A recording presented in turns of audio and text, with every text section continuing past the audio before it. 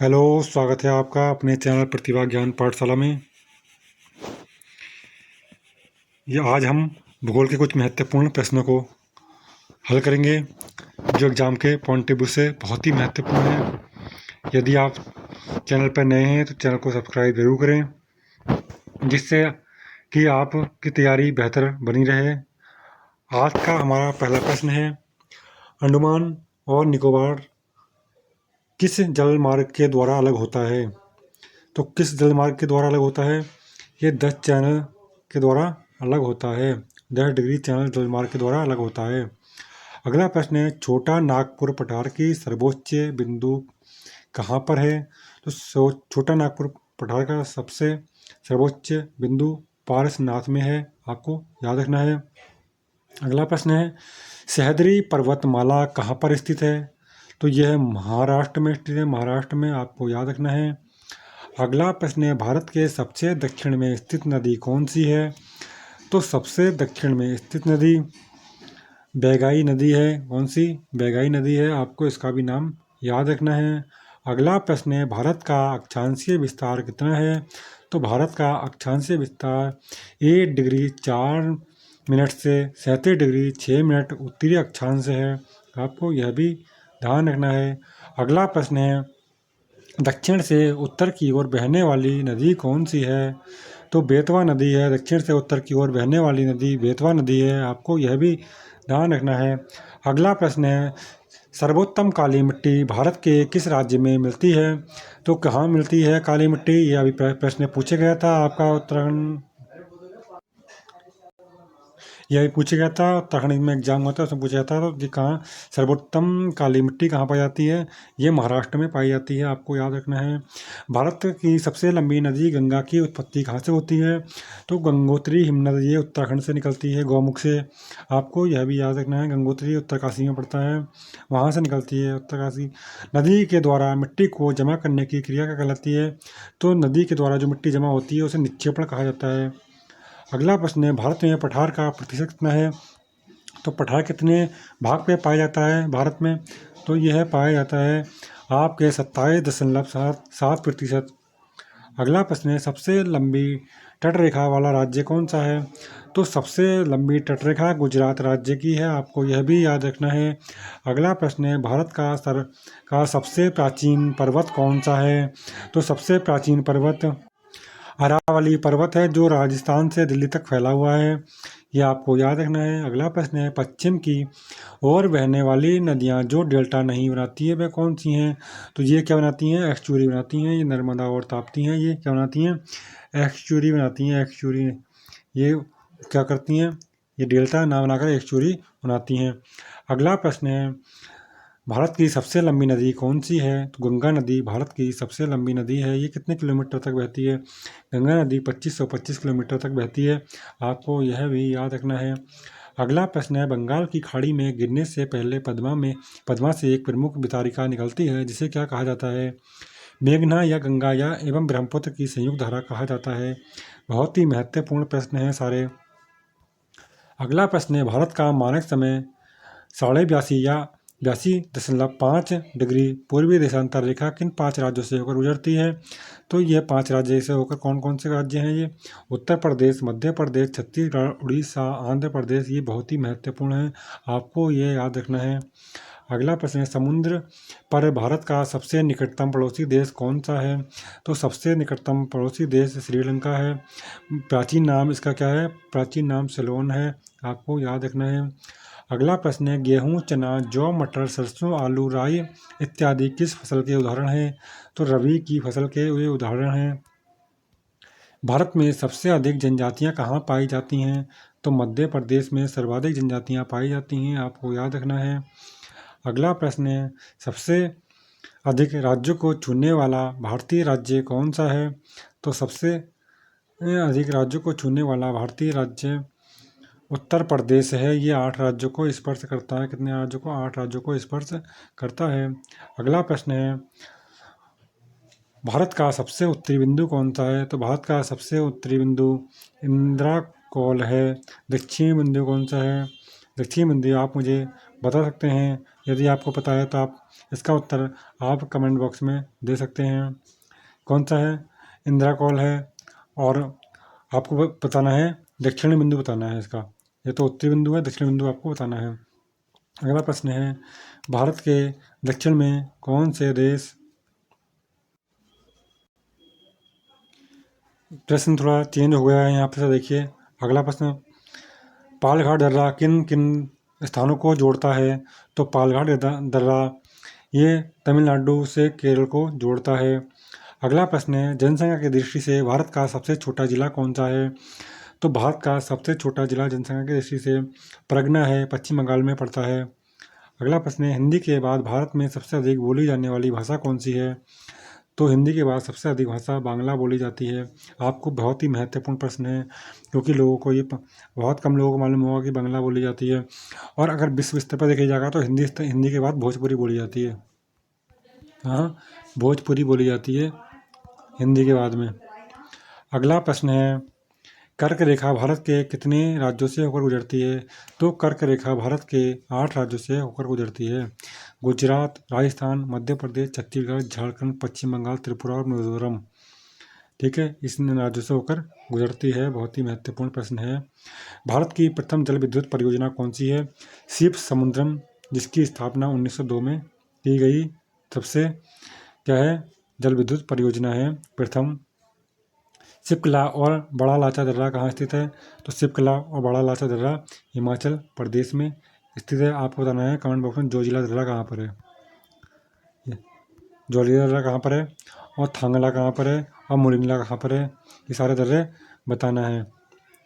अगला प्रश्न है, सबसे अधिक सीधी बहने वाली नदी कौन सी है? तो ये नर्मदा नदी सबसे अधिक सीधी बहती है। अगला प्रश्न है, भारत में प्रवेश करने पर ब्रह्मपुत्र को अरुणाचल प्रदेश से किस नाम से जाना जाता है?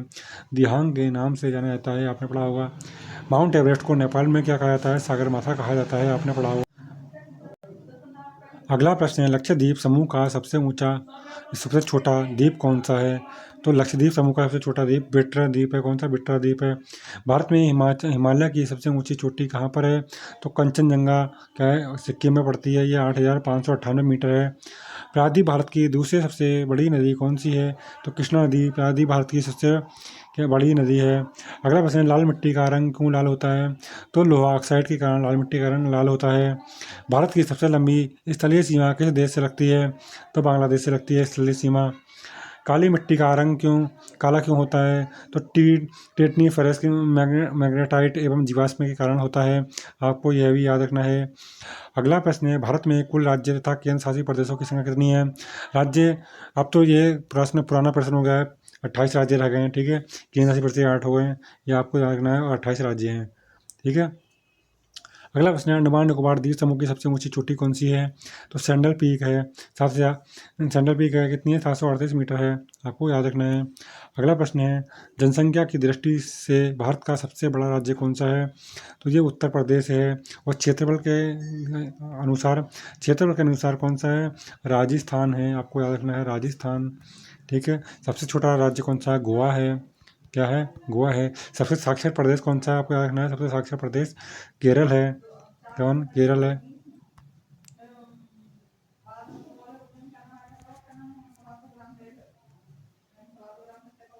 अगला प्रश्न है, दक्षिण भारत की सर्वोच्च शिखर चोटी कौन सी है? अनाईमुडी है। आपको यह भी याद रखना है, कौन सी है? अनाईमुडी है। आपको यह याद रखना है। यह आज के महत्वपूर्ण प्रश्न थे। यदि प्रश्न आपको अच्छे लगे हों तो वीडियो को लाइक कर सकते हैं, चैनल को सब्सक्राइब कर सकते हैं, और लोग अपने साथियों में शेयर कर सकते हैं। जय हिंद। हेलो, स्वागत है आपका अपने चैनल प्रतिभा ज्ञान पाठशाला में। आज हम इतिहास के कुछ महत्वपूर्ण प्रश्नों को हल करेंगे। ये 60 प्रश्न हैं। यदि आप इन 60 प्रश्नों को देखते हैं तो लगभग आपसे एग्जाम को में 2 से 4 क्वेश्चन आपको ज़रूर देखने को मिलेंगे। यदि आप इस वीडियो को अच्छी तरह देख के चलते हैं तो आपके एग्ज़ाम में काफ़ी इससे हेल्प होगी। यदि आप चैनल पर नए हैं तो चैनल को सब्सक्राइब जरूर करें, जिससे आपकी तैयारी का स्तर और बेहतर बना रहे। आज का पहला प्रश्न है, हड़प्पा सभ्यता किस युग की है? तो हड़प्पा सभ्यता कांस्य युग की है। हम इसको ISI सिलेबस के अनुसार according step by step class लेंगे। आप जुड़ कर और स्टेप बाय स्टेप दे सकते हैं। जो सिलेबस है आपका SI का, उसके अकॉर्डिंग तैयारी कर रहे हैं हम लोग, तो उसी के अकॉर्डिंग हम अपनी तैयारी जारी रखेंगे। तो ये कौन से युग की है? कांस्य युग की है। अगला प्रश्न है, हड़प्पा सभ्यता की खोज किस वर्ष हुई थी? तो हड़प्पा सभ्यता की खोज 1921 में की गई थी, जिसमें दयाराम साहनी और राय बहादुर थे। इन्होंने ये 1921 में खोज की थी। हड़प्पा कौन से नदी किनारे है?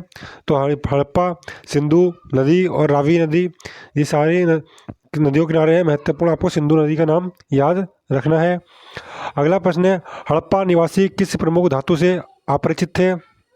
तो लोहा से वो क्या थे? अपरिचित थे। लोहा सबसे पहले उन्होंने क्या कैसी सभ्यता थी? आपको पता है कांस्य युग की सभ्यता थी। कांस्य युग की कांस्य का प्रयोग होता था, उसके बाद में उन्होंने तांबे का प्रयोग किया।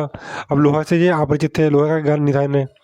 अगला प्रश्न है, सिंधु घाटी सभ्यता में विशाल स्नानघाट कहाँ पाया गया है? तो मोहनजोदड़ो में पाया गया है। इसका मोहनजोदड़ो का विनाश का कारण क्या था? बाढ़ मानी जाती है कि बाढ़ था इसका कारण। भारत में खोजा गया सबसे पुराना शहर कौन सा था? तो हड़प्पा शहर भारत में खोजा गया सबसे पुराना शहर था। क्या हड़प्पा शहर सबसे पुराना शहर था भारत में खोजा गया है? बहुत ही महत्वपूर्ण प्रश्न है सारे जो मैं आपको करा रहा हूँ। चलिए अगला प्रश्न है, हड़प्पा सभ्यता में हल से जोते गए खेत के साक्ष्य कहाँ से मिले हैं? तो कालीबंगा एक जगह है थी, वहाँ से क्या मिले हैं? हल से जोते गए खेत के साक्ष्य मिले हैं। अगला प्रश्न है, कालीबंगा स्थल राजस्थान के किस जिले में स्थित है? कालीबंगा हनुमानगढ़ जिले में स्थित है। कहाँ? हनुमानगढ़ जिले में स्थित है। बहुत ही महत्वपूर्ण प्रश्न है सारे। हड़प्पा सभ्यता का सर्वाधिक मान्यता प्राप्त काल कौन सा है? तो 2500 ईसा पूर्व से 1700 ईसा पूर्व माना जाता है ये। अगला प्रश्न है हमारा, भारत की आर्थिक राजधानी क्या है? तो भारत की आर्थिक राजधानी मुंबई शहर को माना जाता है, क्योंकि वहीं से सारे जो हमारे बंदरगाह हैं, जो वहाँ से हमारा जो ट्रांसपोर्ट निर्यात आयात या होता है, तो ये क्या है? मुंबई शहर ही है, जो जहाँ से अधिकतर होता है आयात निर्यात। तो ये मुंबई शहर है। बहुत ही इम्पोर्टेंट प्रश्न है। अगला प्रश्न है, जैन धर्म के प्राचीन आगम ग्रंथों की भाषा थी? तो क्या थी? प्राकृत भाषा थी। जैन धर्म की भाषा क्या थी? प्राकृत भाषा थी। और बौद्ध धर्म की पाली भाषा थी। आपको याद रखना है, बौद्ध धर्म की कौन सी थी? बौद्ध धर्म की पाली थी। और जैन धर्म की क्या है? प्राकृत भाषा थी। अगला प्रश्न है, किस चीनी शासक ने 1341 ईस्वी में मोहम्मद बिन तुगलक के दरबार में अपना राजदूत भेजा था? तो तोगन तैमूर ने भेजा था। किसने? लोगन तैमूर ने भेजा था। अगला प्रश्न है, मयूर सिंहासन किसने बनवाया था? तो मयूर सिंहासन शाहजहाँ ने बनवाया था, जो नादिर शाह लेकर चला गया था। तो ये किसने बनवाया था? मयूर सिंहासन शाहजहाँ ने बनवाया था। बहुत ही महत्वपूर्ण प्रश्न है, किसने? शाहजहाँ ने बनवाया था। अगला प्रश्न है, शाहजहाँ की बेगम का क्या नाम था? आपको पता होगा, सबको पता होगा। क्या था? मुमताज़ नाम था। इतना इम्पोर्टेंट प्रश्न नहीं है ये, नहीं पूछा जाता है ये। अगला प्रश्न है, मयूर सिंहासन को बनाने वाले कलाकार का क्या नाम था? बादल खां था। अगला प्रश्न, दिल्ली के सुल्तानों में ऐसा कौन सा था जिसने योग्यता के आधार पर पद देना प्रारंभ किया? तो मोहम्मद बिन तुगलक ऐसा था जिसने योग्यता के अनुसार पद को देना आरंभ किया गया था। बहुत ही महत्वपूर्ण प्रश्न ये पूछ लिया जाता है। तो कौन था? ये मोहम्मद बिन तुगलक था। अगला प्रश्न है, मोहम्मद बिन तुगलक ने अपनी राजधानी कहाँ स्थानांतरित की थी? तो दौलताबाद स्थापित की थी। दौलताबाद और पहले कहाँ थी? दिल्ली थी। दिल्ली से इन्होंने दौलताबाद को स्थापित कर लिया था। तो ये कहाँ बनी? दौलताबाद। फिर इसने क्या करा? फिर इसने दिल्ली को ही स्थानांतरित कर दी थी राजधानी, इसलिए पहली राजधानी इसकी दौलताबाद मानी जाएगी, उसके बाद दिल्ली। ठीक है, बहुत महत्वपूर्ण प्रश्न है। अगला प्रश्न है, मोहम्मद तुगलक के दरबार में किसने 17 साल गुजारे? तो किसने 17 साल गुजारे थे? जियाउद्दीन वर्नी ने गुजारे थे। ये पूरा नाम है जियाउद्दीन वर्नी। तो इसने 17 साल किसके दरबार में गुजारे थे? मोहम्मद बिन तुगलक के दरबार में गुजारे थे। अगला प्रश्न है, कृषि के विकास के लिए मोहम्मद बिन तुगलक ने किस विभाग की स्थापना की थी? पूछ लिया जाता है, इंपॉर्टेंट प्रश्न है। दीवाने कोही की स्थापना की थी कृषि विभाग के लिए मोहम्मद बिन तुगलक ने। अगला प्रश्न है, मोहम्मद बिन तुगलक ने किसे चीन के शासक तोगन तिमूर के दरबार में अपना राजदूत बनाकर भेजा? तो इब्न बतूता को भेजा था। बहुत ही इम्पोर्टेंट प्रश्न हैं सारे के सारे जो मैं आपको करा रहा हूँ, आप इन्हें अच्छी तरह देखते रहिए। अगला प्रश्न है, मोहम्मद बिन तुगलक को मानसिक रूप से विक्षिप्त किसने कहा? तो ब्रिटिश इतिहासकार एल फिंस्टन ने कहा था। आपको यह भी याद रखना है, इनका नाम ब्रिटिश इतिहासकार एल फिंस्टन थे। उन्होंने क्या कहा था? मोहम्मद तुगलक को मानसिक रूप से विक्षिप्त कहा था। अगला प्रश्न है, महावीर ने जैन धर्म के सिद्धांतों में कौन सा सिद्धांत जोड़ा था? तो ब्रह्मचर्य सिद्धांत जोड़ा था महावीर स्वामी जी ने। ये 24वें तीर्थंकर और अंतिम तीर्थंकर भी कह सकते हैं आप थे। ठीक है। अगला प्रश्न है, महावीर के निर्माण के बाद जैन धर्म का अगला अध्यक्ष कौन हुआ? तो महावीर के निर्माण के बाद अगला जैन अध्यक्ष आप कौन था? अध्यक्ष सुधर्मन था। कौन? सुधर्मन था। आप याद रख सकते हैं कौन सुधर्मन था। अगला प्रश्न है, वैदिक काल में यव किसे कहा जाता था? तो यव जौ को कहा जाता था। जौ को यह कहा जाता, यौ कहा जाता था। ये अभी पूछा गया था उत्तराखंड में एग्जाम में। अगला प्रश्न है, दिलवाड़ा के प्रसिद्ध जैन मंदिर को बनवाया था? तो जैन मंदिर को किसने बनवाया था? सोलंकियों ने बनवाया था जैन मंदिर को। दिलवाड़ा का प्रसिद्ध जैन मंदिर किसने बनवाया था? सोलंकियों ने बनवाया था। आपको याद रखना है सोलंकियों का नाम। अगला प्रश्न है, बौद्ध धर्म के प्रवर्तक गौतम बुद्ध का जन्म कब और कहाँ हुआ था? तो 563 ईसा पूर्व में लुम्बिनी वर्तमान नेपाल में पड़ता है, वहाँ पर हुआ था 563 ईस्वी में। इनकी मृत्यु कब हुई थी? मृत्यु हुई थी 483 में। कब? 483 में हुई थी। इनका बेटा था, उसका नाम राहुल था। इनकी पत्नी का नाम आप मुझे कमेंट बॉक्स में बता सकते हैं अगर किसी को पता है तो। क्या था इनकी पत्नी का नाम? इनके पिता का नाम बता सकते हैं? इनके पिता का नाम सुदर्शन था। ठीक है। और माता का नाम इनकी महामाया था, या इसमें कह सकते हैं गौतमी प्रजापति था, जो उनकी दूसरी माँ हुई थी, जो मौसी माँ थी गौतमी प्रजापति। ठीक है। अगला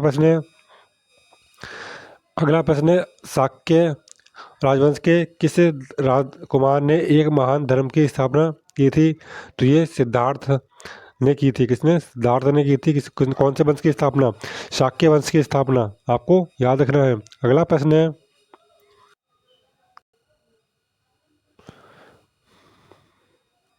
बौद्ध धर्म के प्रवर्तक गौतम बुद्ध का जन्म कब और कहाँ हुआ? ये तो हो गया प्रश्न। शाक्य वंश का भी हो गया। ये आर्यों का प्रारंभिक जीवन निर्भर था।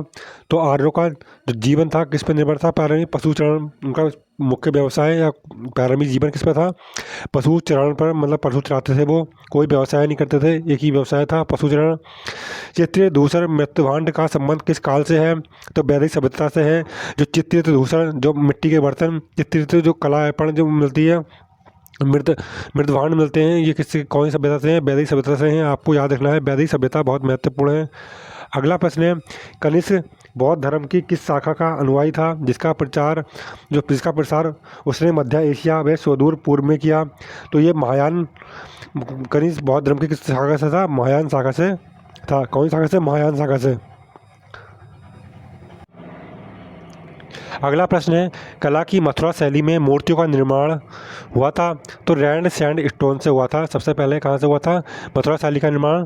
रेड सैंड स्टोन एक जगह है, वहाँ से हुआ था। बहुत ही महत्वपूर्ण प्रश्न है ये, आप देख सकते हैं। अगला प्रश्न है, राज्यवर्धन की मृत्यु के पश्चात हर्षवर्धन सिंहासन पर आसीन कब हुआ था? मतलब कब बैठा था वो सिंहासन पर हर्षवर्धन की मृत्यु के बाद? तो ये 606 ईस्वी में राज्यवर्धन की मृत्यु के बाद हर्षवर्धन सिंहासन पर बैठा था। 629 में इसके काल में यात्रा की थी। बताइए किसने यात्रा की थी हर्षवर्धन के शासनकाल में? आप मुझे इसका उत्तर कमेंट बॉक्स में बताएं। हर्ष महाराष्ट्र के किस शासक को पराजित नहीं कर सका? किस राजा को पराजित नहीं करने में सफल हुआ था ये? तो ये पुलकेशिन द्वितीय को सफल वो पराजित नहीं कर पाया था, ये असफल हो गया था। बहुत ही महत्वपूर्ण प्रश्न है ये। अगला प्रश्न है, बुद्ध ने अपना प्रथम उपदेश कहाँ दिया था? सारनाथ में दिए थे। कहाँ? सारनाथ में दिया था बुद्ध ने अपना प्रथम उपदेश। और सर्वाधिक उपदेश इसने कहाँ दिए थे? आप मुझे बता सकते हैं सर्वाधिक उपदेश। तो सर्वाधिक उपदेश इन्होंने कहाँ दिए थे? इन्होंने बौद्ध धर्म ने प्रथम उपदेश सारनाथ में दिया था, ये तो आपको पता है। और सर्वाधिक उपदेश दिए थे वैशाली या राजगृह में। अगला प्रश्न है, ऋग्वैदिक काल में आर्य लोगों का मुख्य व्यवसाय था। तो आर्य लोगों का मुख्य व्यवसाय खेती करना था। ऋग्वैदिक काल में आर्य लोगों का मुख्य व्यवसाय खेती करना था। अगला प्रश्न है, किस वेद में वेद होते हैं? कितनी वेद हैं? आप मुझे बता सकते हैं? 4 वेद हैं। कौन से? ऋग्वेद, यजुर्वेद, सामवेद, अथर्ववेद, ये 4 वेद हैं। सबसे पुराना वेद ऋग्वेद है। तो किस वेद में है? किस वेद में प्राचीन वैदिक युग की संस्कृति के बारे में सूचना दी गई है? तो ऋग्वेद में दी गई है। महर्षि वेद व्यास इसके लिखने वाले हैं, कह सकते हैं। अगला प्रश्न है, ऋषभ देव का उल्लेख किसमें मिलता है? तो ऋषभ देव का उल्लेख भी ऋग्वेद में मिलता है। सबसे पुराना वेद कौन सा है? ऋग्वेद है। सबसे नया वेद कौन सा है? अथर्ववेद है। तो सबसे महत्वपूर्ण वेद कौन सा है? ऋग्वेद ही है, और सबसे पुराना वेद भी ऋग्वेद ही है। विष्णु का संबंध उल्लेख हुआ है, तो सर्वप्रथम उल्लेख किसमें हुआ है? विष्णु का ऋग्वेद में ही हुआ है। आपको याद रखना है, सबसे पहले उल्लेख ऋग्वेद में ही हुआ है विष्णु का। अगला प्रश्न है, ऋग्वेद में वर्णित सभ्यता कैसी थी? सैनिक कुलीन तंत्र थी। ऋग्वेद में वर्णित जो व्यवस्था है, वर्ण व्यवस्था, अब तो वर्ण व्यवस्था कौन सी है? ब्रह्म, क्षत्रिय, वैश्य, शूद्र है, जो पहले चलती थी, प्राचीन काल में भी चलती थी। अब तो ये खत्म कर दी गई है, अब तो ये मान्यता भी नहीं कोई, और होना भी चाहिए। ये ऋग्वेद में वर्णित सभ्यता थी, वो कौन सी थी? सैनिक कुलीन तंत्र थी। कौन सी? सैनिक कुलीन तंत्र थी।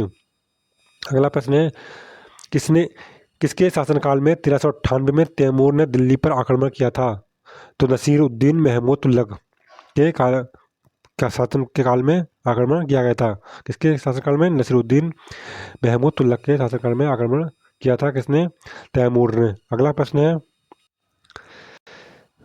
सारनाथ स्तंभ का निर्माण किसने करवाया? तो सारनाथ स्तंभ का निर्माण अशोक ने करवाया था। किसने? अशोक ने करवाया था। बहुत ही महत्वपूर्ण प्रश्न है। अगला प्रश्न है, अशोक के सारनाथ स्तंभ के निचले भाग पर कौन कौन से जानवर निरूपित हैं? हाथी, घोड़ा, सांड, सिंह आदि के चित्र है उस पर। अगला प्रश्न है, किसने सहिष्णुता, उदारता और करुणा के त्रिविध आधार पर राजवंश की स्थापना की थी? तो अशोक ने ही की थी। अशोक ने ही कलिंग युद्ध के बाद में बहुत उदारता और ये सब चीज़ अपना ली थी। उन्होंने युद्ध सब त्याग दिया था और वो एक सन्यासी जीवन व्यतीत करने लगा था। अगला प्रश्न है, अशोक ने कहाँ चोल, पांड्या, केरल पुत्र और सातिया पुत्रों को अपनी पड़ोसी शक्तियों के रूप में उल्लेख किया है? तो शिलालेख द्वितीय में क्या है? किसमें? शिलालेख द्वितीय में क्या है अशोक ने? अगला प्रश्न है, अशोक के अभिलेख में उसके किस एकमात्र पुत्र की चर्चा की गई है? तो तीवर नाम का पुत्र था, उसकी चर्चा की गई है। दिल्ली सल्तनत में सबसे लंबी अवधि तक किस वंश का शासन था? तो सबसे लंबी अवधि तक तुगलक वंश ने शासन किया है दिल्ली पर। अगला महत्वपूर्ण प्रश्न है, अशोक के अभिलेख में उसके किस एकमात्र पुत्र की चर्चा की गई है? तीवर, यह भी आया था। हिंदुस्तान की राजधानी दिल्ली से दौलताबाद किस शासक ने स्थानांतरित की थी? तो मोहम्मद बिन तुगलक ने की थी। मैंने अभी इससे पहले आपको बताया था ऊपर कि हिंदुस्तान की राजधानी दिल्ली से दौलताबाद किस शासक ने स्थानांतरित की थी? मोहम्मद बिन तुगलक ने की थी। बहुत ही महत्वपूर्ण प्रश्न है सारे। अगला प्रश्न है, श्रीनगर की स्थापना किस शासक ने की थी? तो श्रीनगर की स्थापना अशोक ने की थी। किसने? अशोक ने की थी श्रीनगर की स्थापना। मध्यकालीन भारत का प्रथम शासक कौन था? तो मध्यकालीन भारत का जो शासक था जिसने सती प्रथा पर निषेध लगाया, मतलब प्रतिबंध लगाया था, मोहम्मद बिन तुगलक ही था जिसने सती प्रथा पर कितने लगाया था? प्रतिबंध लगाया था, मोहम्मद बिन तुगलक था। अगला प्रश्न है, किस सुल्तान ने सर्वप्रथम उत्तर भारत में सिंचाई हेतु नहरों का जाल बिछाया था? तो फिरोज तुगलक ने बिछाया था नहरों का जाल। सबसे पहले नहरों की स्थापना किसने की थी? फिरोज तुगलक ने ही की थी। मराठा शक्ति का उदय कब हुआ? तो मराठा शक्ति का उदय 17वीं शताब्दी के उत्तरार्ध में हुआ था। अगला प्रश्न है, किसके नेतृत्व में 17वीं शताब्दी के उत्तरार्ध में मराठा शक्ति का उदय हुआ था? तो देखिए 17वीं सदी में तो हुआ था, और उसके उसमें हुआ था, तो ये शिवाजी के नेतृत्व में किया गया था। किसके नेतृत्व में? शिवाजी के नेतृत्व में किया गया था। अगला प्रश्न है, बाबर का जन्म कब और कहाँ हुआ था? तो बाबर का जन्म 24 फरवरी 1483 में फरगना में हुआ था। कहाँ? फरगना, ये भारत से बाहर पड़ता है फरगना, वहाँ पर हुआ था बाबर का जन्म। तो ये बहुत ही महत्वपूर्ण प्रश्न है। अगला प्रश्न है, बाबर भारत पर पहला आक्रमण किसके विरुद्ध किया था? तो यूसुफ जई जातियों के विरुद्ध था। किसके, यूसुफ जई जातियों के विरुद्ध किया गया था ये। तो ये महत्वपूर्ण प्रश्न आपको याद रखने हैं। आज का हमारे 2 प्रश्न और बचे हैं। बाबर का पहला महत्वपूर्ण आक्रमण कब माना जाता है? तो 1526 में पहला आक्रमण माना जाता है। पानीपत का युद्ध था ये 1526 में। दूसरा कब हुआ था पानीपत का युद्ध? 1556 में। फिर कब हुआ था? 1761 में। ये तीनों युद्ध हैं। पहला बाबर के बीच में हुआ था, दूसरा अकबर था 2 युद्ध में, और तीसरा अहमद शाह अब्दाली और मराठों के बीच हुआ था। ये अगला प्रश्न है, पानीपत की पहली लड़ाई किसके बीच हुई थी? देखिए इब्राहिम लोदी और बाबर के बीच हुई थी। ये अभी इसका आंसर आपको मिल भी गया। अगला प्रश्न है, पानीपत की पहली लड़ाई कब लड़ी गई थी? 1526 में लड़ी गई थी। ये आज के महत्वपूर्ण प्रश्न थे। यदि आपको ये प्रश्न अच्छे लगे हों तो वीडियो को लाइक करें, शेयर करें और चैनल को सब्सक्राइब जरूर करें। सब्सक्राइब इसलिए बोल रहा हूँ मैं, यदि आप सब्सक्राइब करते हैं तो आपकी तैयारी SI की जो आप तैयारी कर रहे हैं बेहतर बनी रहेगी। चलिए, जय हिंद।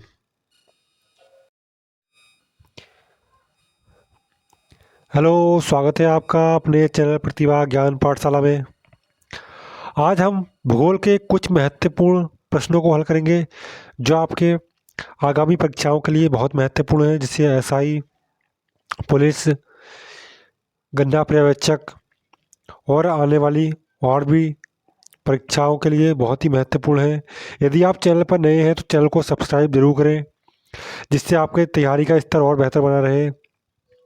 चलिए, आज का पहला प्रश्न है, विश्व की सबसे व्यस्त व्यापारी नदी कौन सी है? तो सबसे व्यस्त व्यापारी नदी राइन नदी है। बहुत ही महत्वपूर्ण प्रश्न है। विश्व मानचित्र के सबसे पहले निर्माता कौन थे? तो अलेक्जेंडर थे। कौन? अलेक्जेंडर, आपको याद रखना है। अगला प्रश्न है, किस देश की राजधानी डोडोमा है? तो डोडोमा किस देश की राजधानी है? तंजानिया की राजधानी डोडोमा है। आपको याद रखना है, बहुत ही महत्वपूर्ण प्रश्न है। अगला प्रश्न है, पृथ्वी के वर्णन के लिए सर्वप्रथम ज्योग्राफी शब्द का प्रयोग करने वाला कौन था? तो ये सबसे पहले पृथ्वी के वर्णन के लिए एरिटोस्थेनीज ने ये प्रयोग किया था शब्द। बहुत ही महत्वपूर्ण है। अगला प्रश्न है जो ये वाला देखिए प्रश्न, टोडा जनजाति भारत में कहाँ पाई जाती है? तो टोडा जनजाति भारत में नीलगिरी की पहाड़ियों में पाई जाती है। बहुत ही महत्वपूर्ण प्रश्न है, कहाँ पर? नीलगिरी की पहाड़ियों में। अगला प्रश्न है, अरब सागर की रानी के नाम से प्रसिद्ध है। तो अरब सागर की रानी किसे कहा जाता है? कोचीन को कहा जाता है। अरब सागर की रानी को किसे? कोचीन को। बहुत ही एक बंदरगाह है, कोचीन बंदरगाह है, इसे अरब सागर की रानी के नाम से जाना जाता है। दक्षिण भारत की गंगा के नाम से किसे जाना जाता है? तो दक्षिण भारत की गंगा को कावेरी नदी के नाम से जाना जाता है। कावेरी नदी को क्या कहते हैं? दक्षिण भारत की गंगा कहा जाता है। बहुत ही महत्वपूर्ण प्रश्न है, सरदार सरोवर परियोजना किस नदी पर है? तो सरदार सरोवर परियोजना नर्मदा नदी पर है। अगला प्रश्न है, सर्वोत्तम कोटि का संगमरमर कहाँ से मिलता है? तो ये मकराना की पहाड़ियों से मिलता है। कहाँ? मकराना की पहाड़ियों से मिलता है ये संगमरमर उत्तम कोटि का। मासिनराम किस राज्य में स्थित है? तो मासिनराम मेघालय में है। चेरापूंजी भी मेघालय में है। यहाँ पर सबसे अधिक वर्षा होती है, आपको यह भी याद रखना है। अगला प्रश्न है, भारत का टेट्रायाट किसे कहा जाता है? तो पीथमपुर को भारत का क्या कहा जाता है? टेट्रायाट कहा जाता है। अगला प्रश्न है, मयूरभंज, क्योंझर और सुंदरगढ़ की लोहा खदानें किस राज्य में स्थित हैं? तो उड़ीसा में स्थित है। देखिए, मयूरभंज, क्योंझर और सुंदरगढ़ सबसे पहले याद रखना है किसी खाने हैं ये लोहे खाने हैं, लोहा खाने हैं, आपको याद रखना है। पूछ लेते हैं, लोहा है, कोला है, तांबा है, जस्ता है, तो आपको याद रखना है ये क्या है? लोहा है। और ये कहाँ पर है? उड़ीसा में है। अगला प्रश्न है, भारत का पीठस्वर्ग किसे कहा जाता है? तो भारत का पीठस्वर्ग जमशेदपुर को कहा जाता है। अगला प्रश्न है, जस्ता के लिए प्रसिद्ध जावर की खाने किस प्रदेश में स्थित हैं? तो जावर की खाने जस्ता के लिए प्रसिद्ध हैं, राजस्थान में स्थित हैं। आपको बहुत महत्वपूर्ण प्रश्न है, याद रखना है। ये सारे प्रश्न जो मैं पढ़ा रहा हूँ ये आपके एग्जाम में के पॉइंट ऑफ व्यू से बहुत ही महत्वपूर्ण है। यदि आप इनको अच्छी तरह देख लेते हैं तो मैं समझता हूँ इससे 5 से 6 प्रश्न आपको एग्जाम में जरूर देखने को मिलेंगे।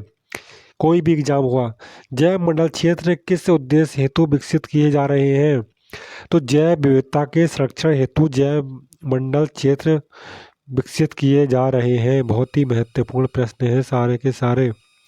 पंजाब की जनजाति कौन सी है? तो स्वांगला क्या है? पंजाब की जनजाति है क्या? स्वांगला।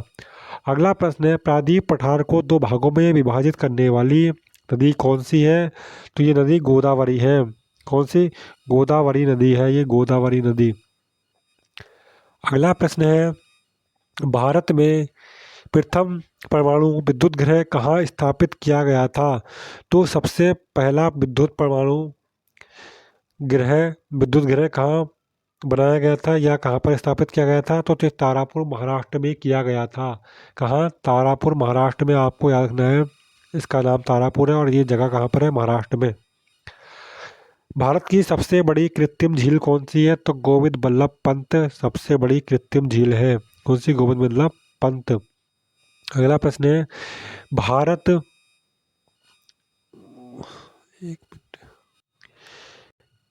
अगला प्रश्न है, भारत में प्रथम बहुउद्देशीय परियोजना का निर्माण किस नदी पर किया गया?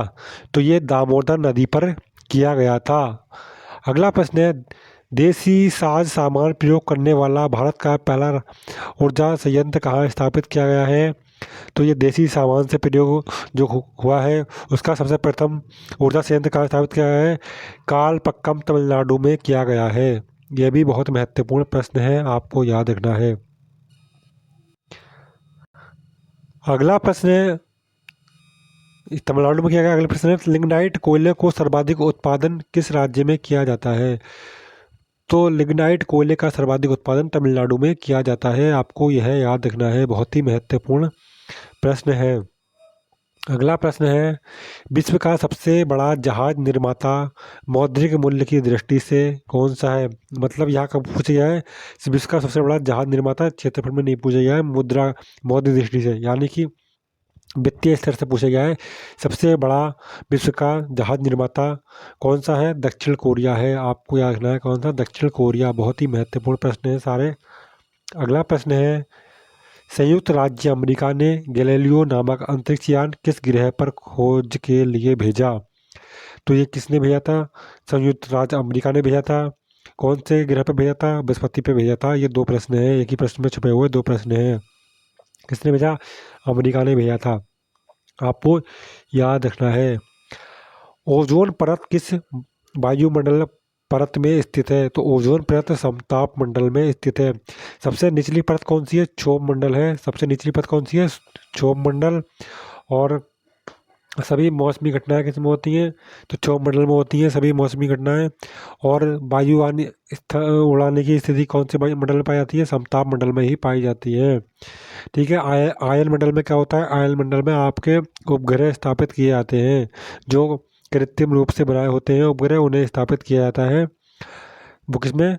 आयन मंडल में। अगला प्रश्न है, पृथ्वी का एकमात्र प्राकृतिक उपग्रह कौन सा है? तो चंद्रमा है। सभी को पता होगा ये प्रश्न।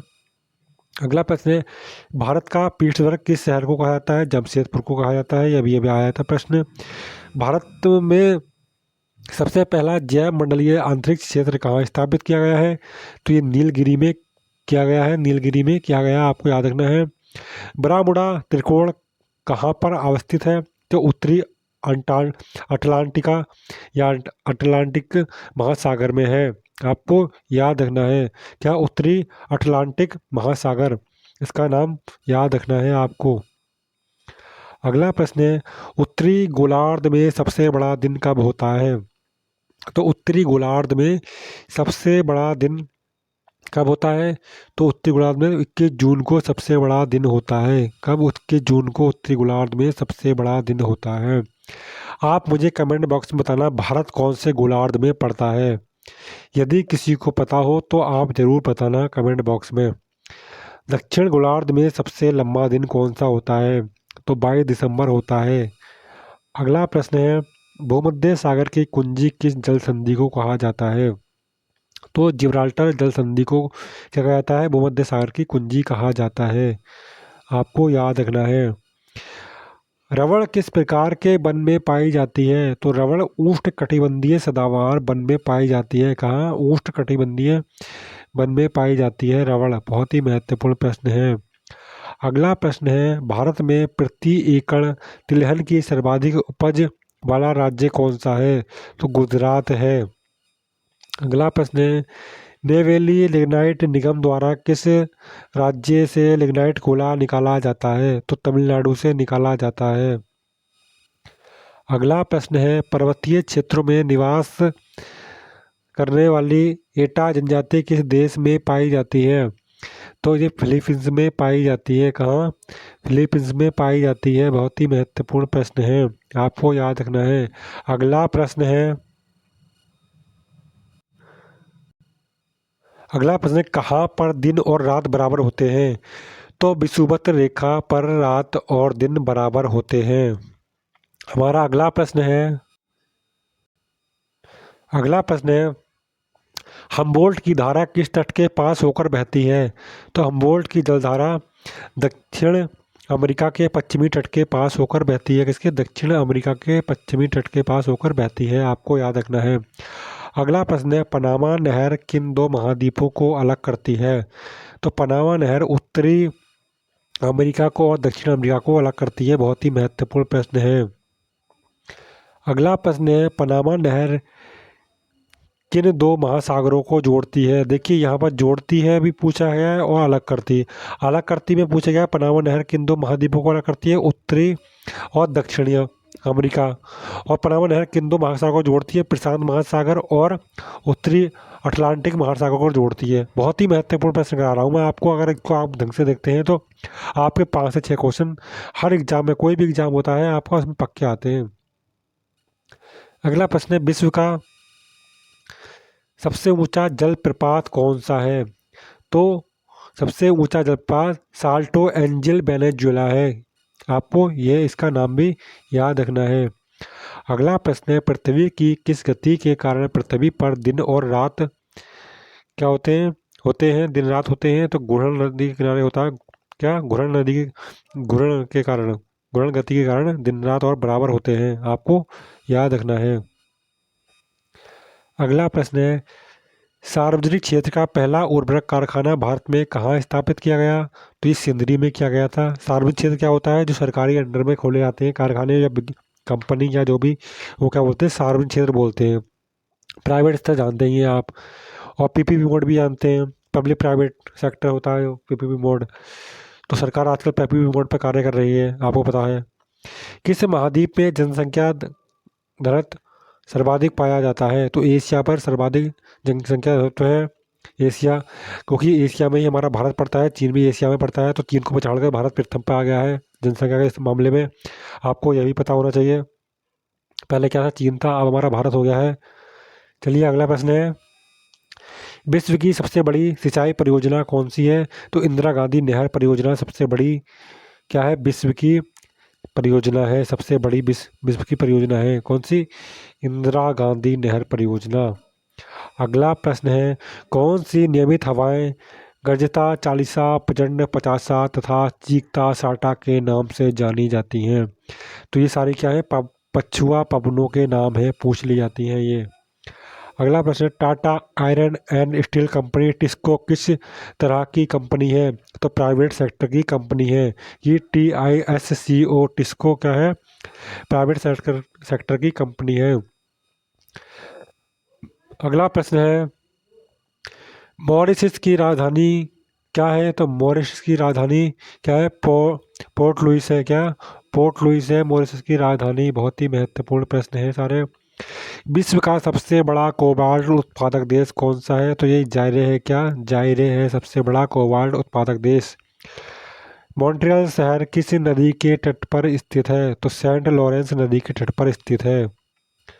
अगला प्रश्न है, चिल्का झील किस प्रकार की झील का उदाहरण है? तो ये लैगून झील है।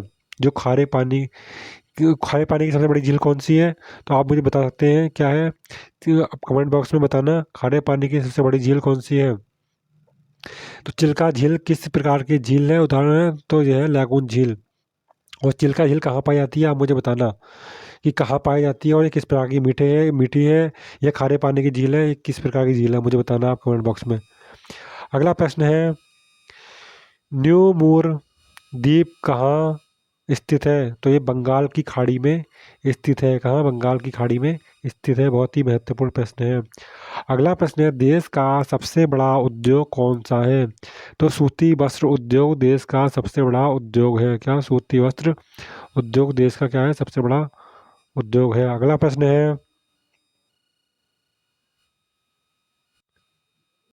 मृदा की अम्लता को दूर करने हेतु किसका प्रयोग किया जाता है? तो मृदा में जो अम्लता पाई जाती है, अम्ल वर्षा होती है तो अम्लता हो जाती है, तो उसको दूर करने के लिए चूने का प्रयोग किया जाता है। किसका प्रयोग किया जाता है?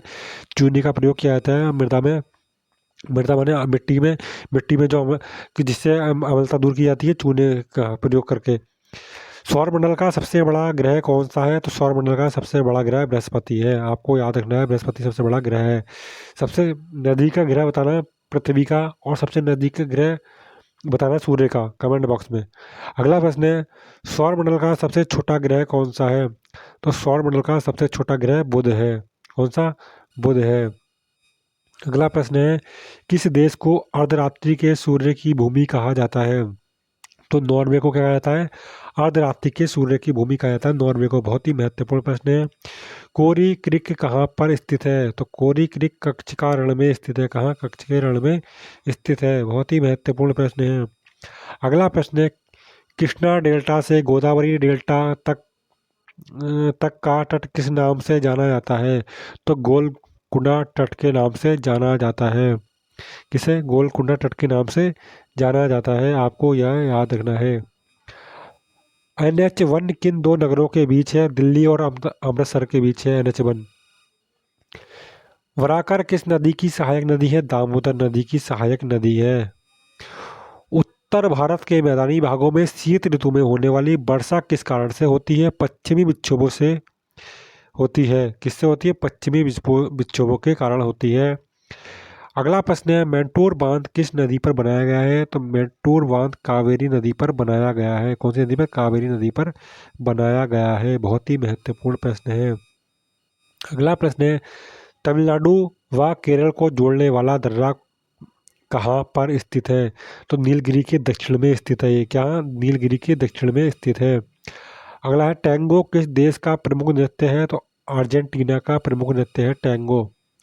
लक्षद्वीप किस प्रकार के द्वीप का उदाहरण है? तो कोरल द्वीप का उदाहरण है। क्या? कोरल नवनिर्मित प्रबल द्वीप है। क्या है? लक्षद्वीप कोरल नवनिर्मित प्रबल द्वीप है। बहुत ही महत्वपूर्ण प्रश्न है। अगला प्रश्न है, भारत का उच्चतम पर्वत शिखर कौन सा है? तो केटू गार्डविन ऑस्टिन भारत का सबसे क्या है? सबसे उच्चतम पर्वत शिखर है। भारत का पूछा गया है। विश्व का कौन सा आप जानते होंगे? विश्व का सबसे ऊंचा पर्वत क्या है? सागर माथा या माउंट एवरेस्ट के नाम से जाना जाता है। अगला प्रश्न है, भारत की जनसंख्या विश्व की जनसंख्या का कितना प्रतिशत है? तो 17.5% है भारत की जनसंख्या विश्व की कुल जनसंख्या के। अगला प्रश्न है,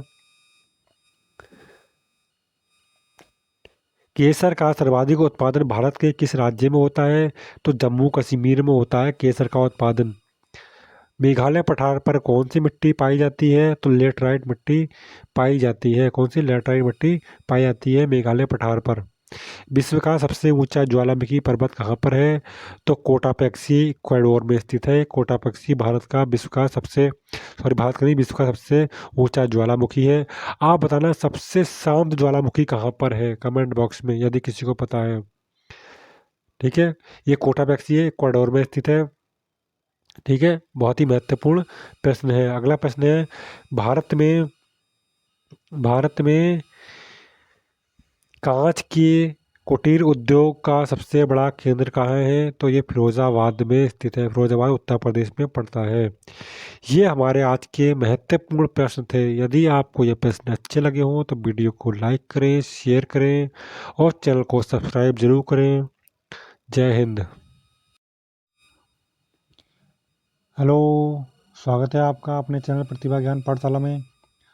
आज हम उत्तराखंड के कुछ ये 100 प्रश्न हैं जो इतिहास से और उत्तराखंड के सभी मिक्स क्वेश्चन हैं, हम उसको देखेंगे। इसमें इतिहास है, आपके जो आंदोलन है उत्तराखंड के वो हैं, और इसमें जो जो भी जो आंदोलन हुए हैं पर्यावरण को लेकर वही भी हैं, उत्तराखंड राज्य को लेकर आंदोलन हुए हैं वह भी हैं। सारे के सारे मिक्स क्वेश्चन हैं, ये 100 प्रश्न हैं उत्तराखंड के, आप देख सकते हैं।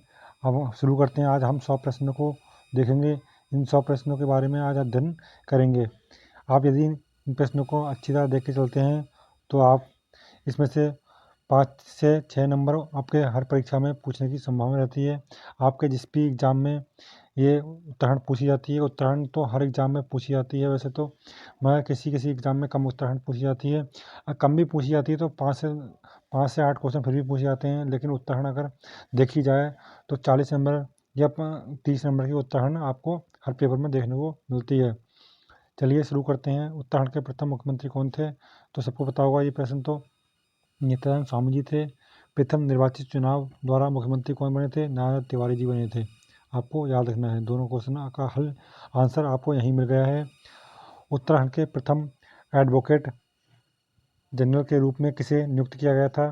तो सुधांशु धूलिया जी को किया गया था। किसे? सुधांशु धूलिया जी को उत्तराखंड के प्रथम एडवोकेट जनरल के रूप में। अगला प्रश्न है, उत्तराखंड उच्च न्यायालय के प्रथम रजिस्ट्रार जनरल के रूप में किसे नियुक्त किया गया था?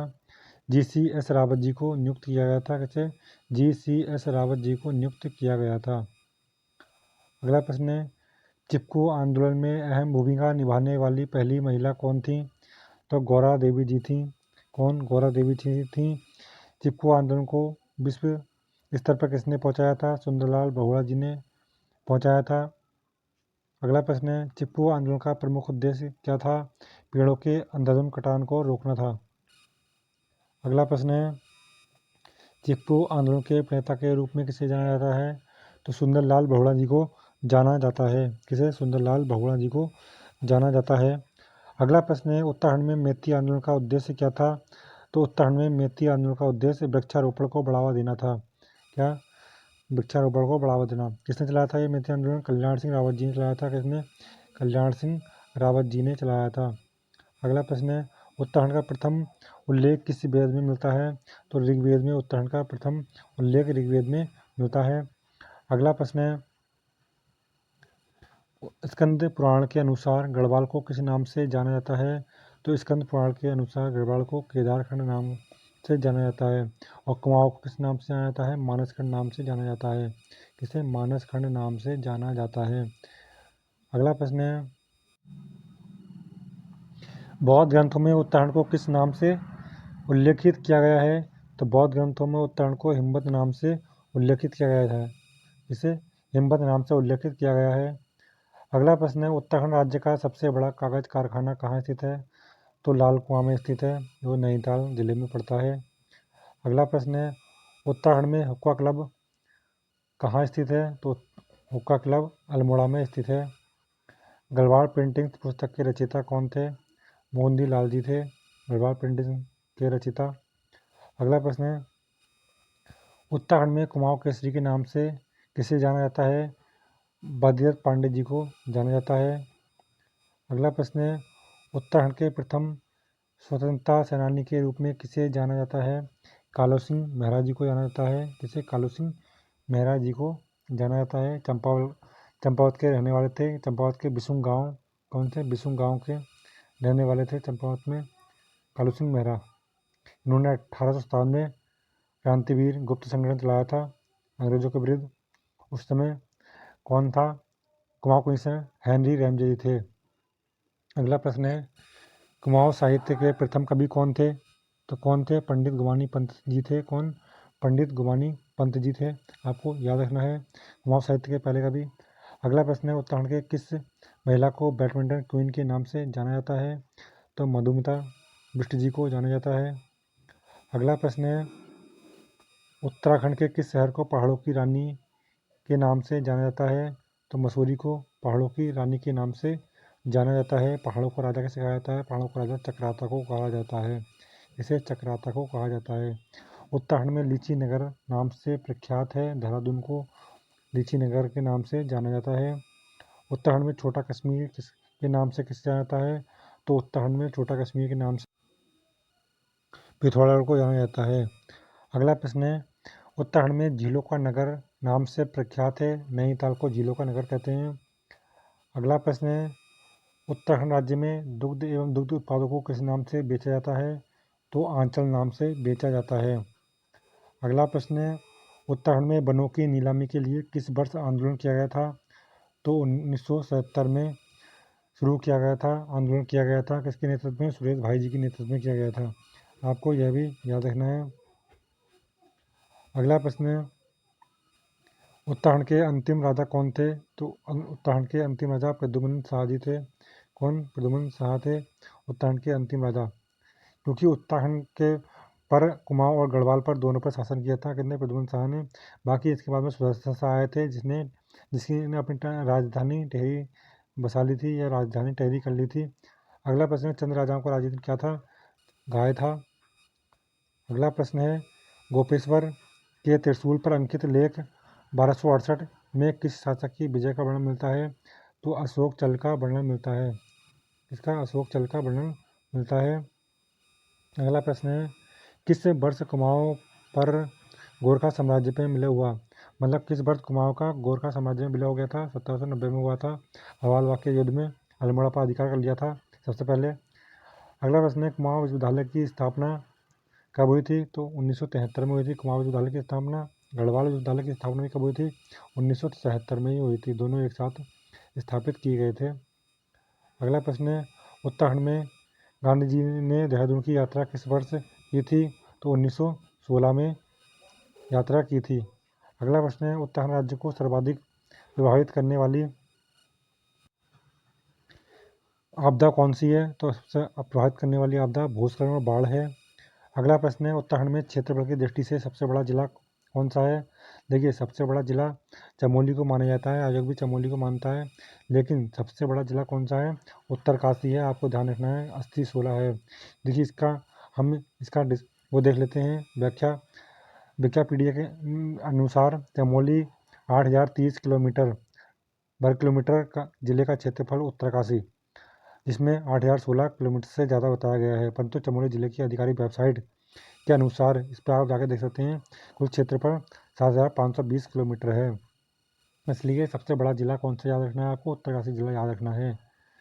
अगला प्रश्न देखते हैं, उत्तराखंड का कौन सा जिला सबसे लंबी अंतर्राष्ट्रीय सीमा रेखा वाला है? तो पिथौरागढ़ जिला सबसे लंबी अंतर्राष्ट्रीय सीमा रेखा वाला है। अगला प्रश्न है, भारत का प्रथम राष्ट्रीय पार्क कौन सा है? तो राष्ट्रीय पार्क है जिम कॉर्बेट नेशनल पार्क। कब? 1936 में इसकी स्थापना की गई थी। इसका मुख्यालय कहाँ है? इसका मुख्यालय नैनीताल डिस्ट्रिक्ट में पड़ता है।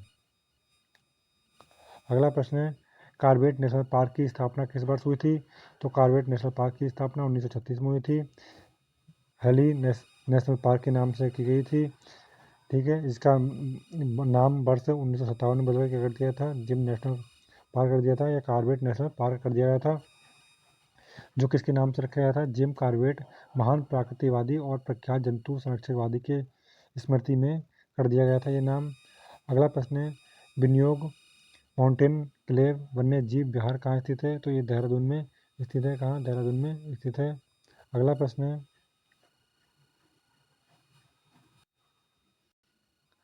उत्तराखंड में विनियोग माउंटेन क्लेव वन्य जीव विहार की स्थापना किस बार हुई थी? 1993 में हुई थी। उत्तराखंड राज्य का सबसे बड़ा राष्ट्रीय उद्यान कौन सा है? तो गंगोत्री राष्ट्रीय उद्यान उत्तराखंड का सबसे बड़ा राष्ट्रीय उद्यान है। अगला प्रश्न है, गंगोत्री राष्ट्रीय उद्यान कितने वर्ग किलोमीटर में फैला है? 2390 वर्ग किलोमीटर में फैला है।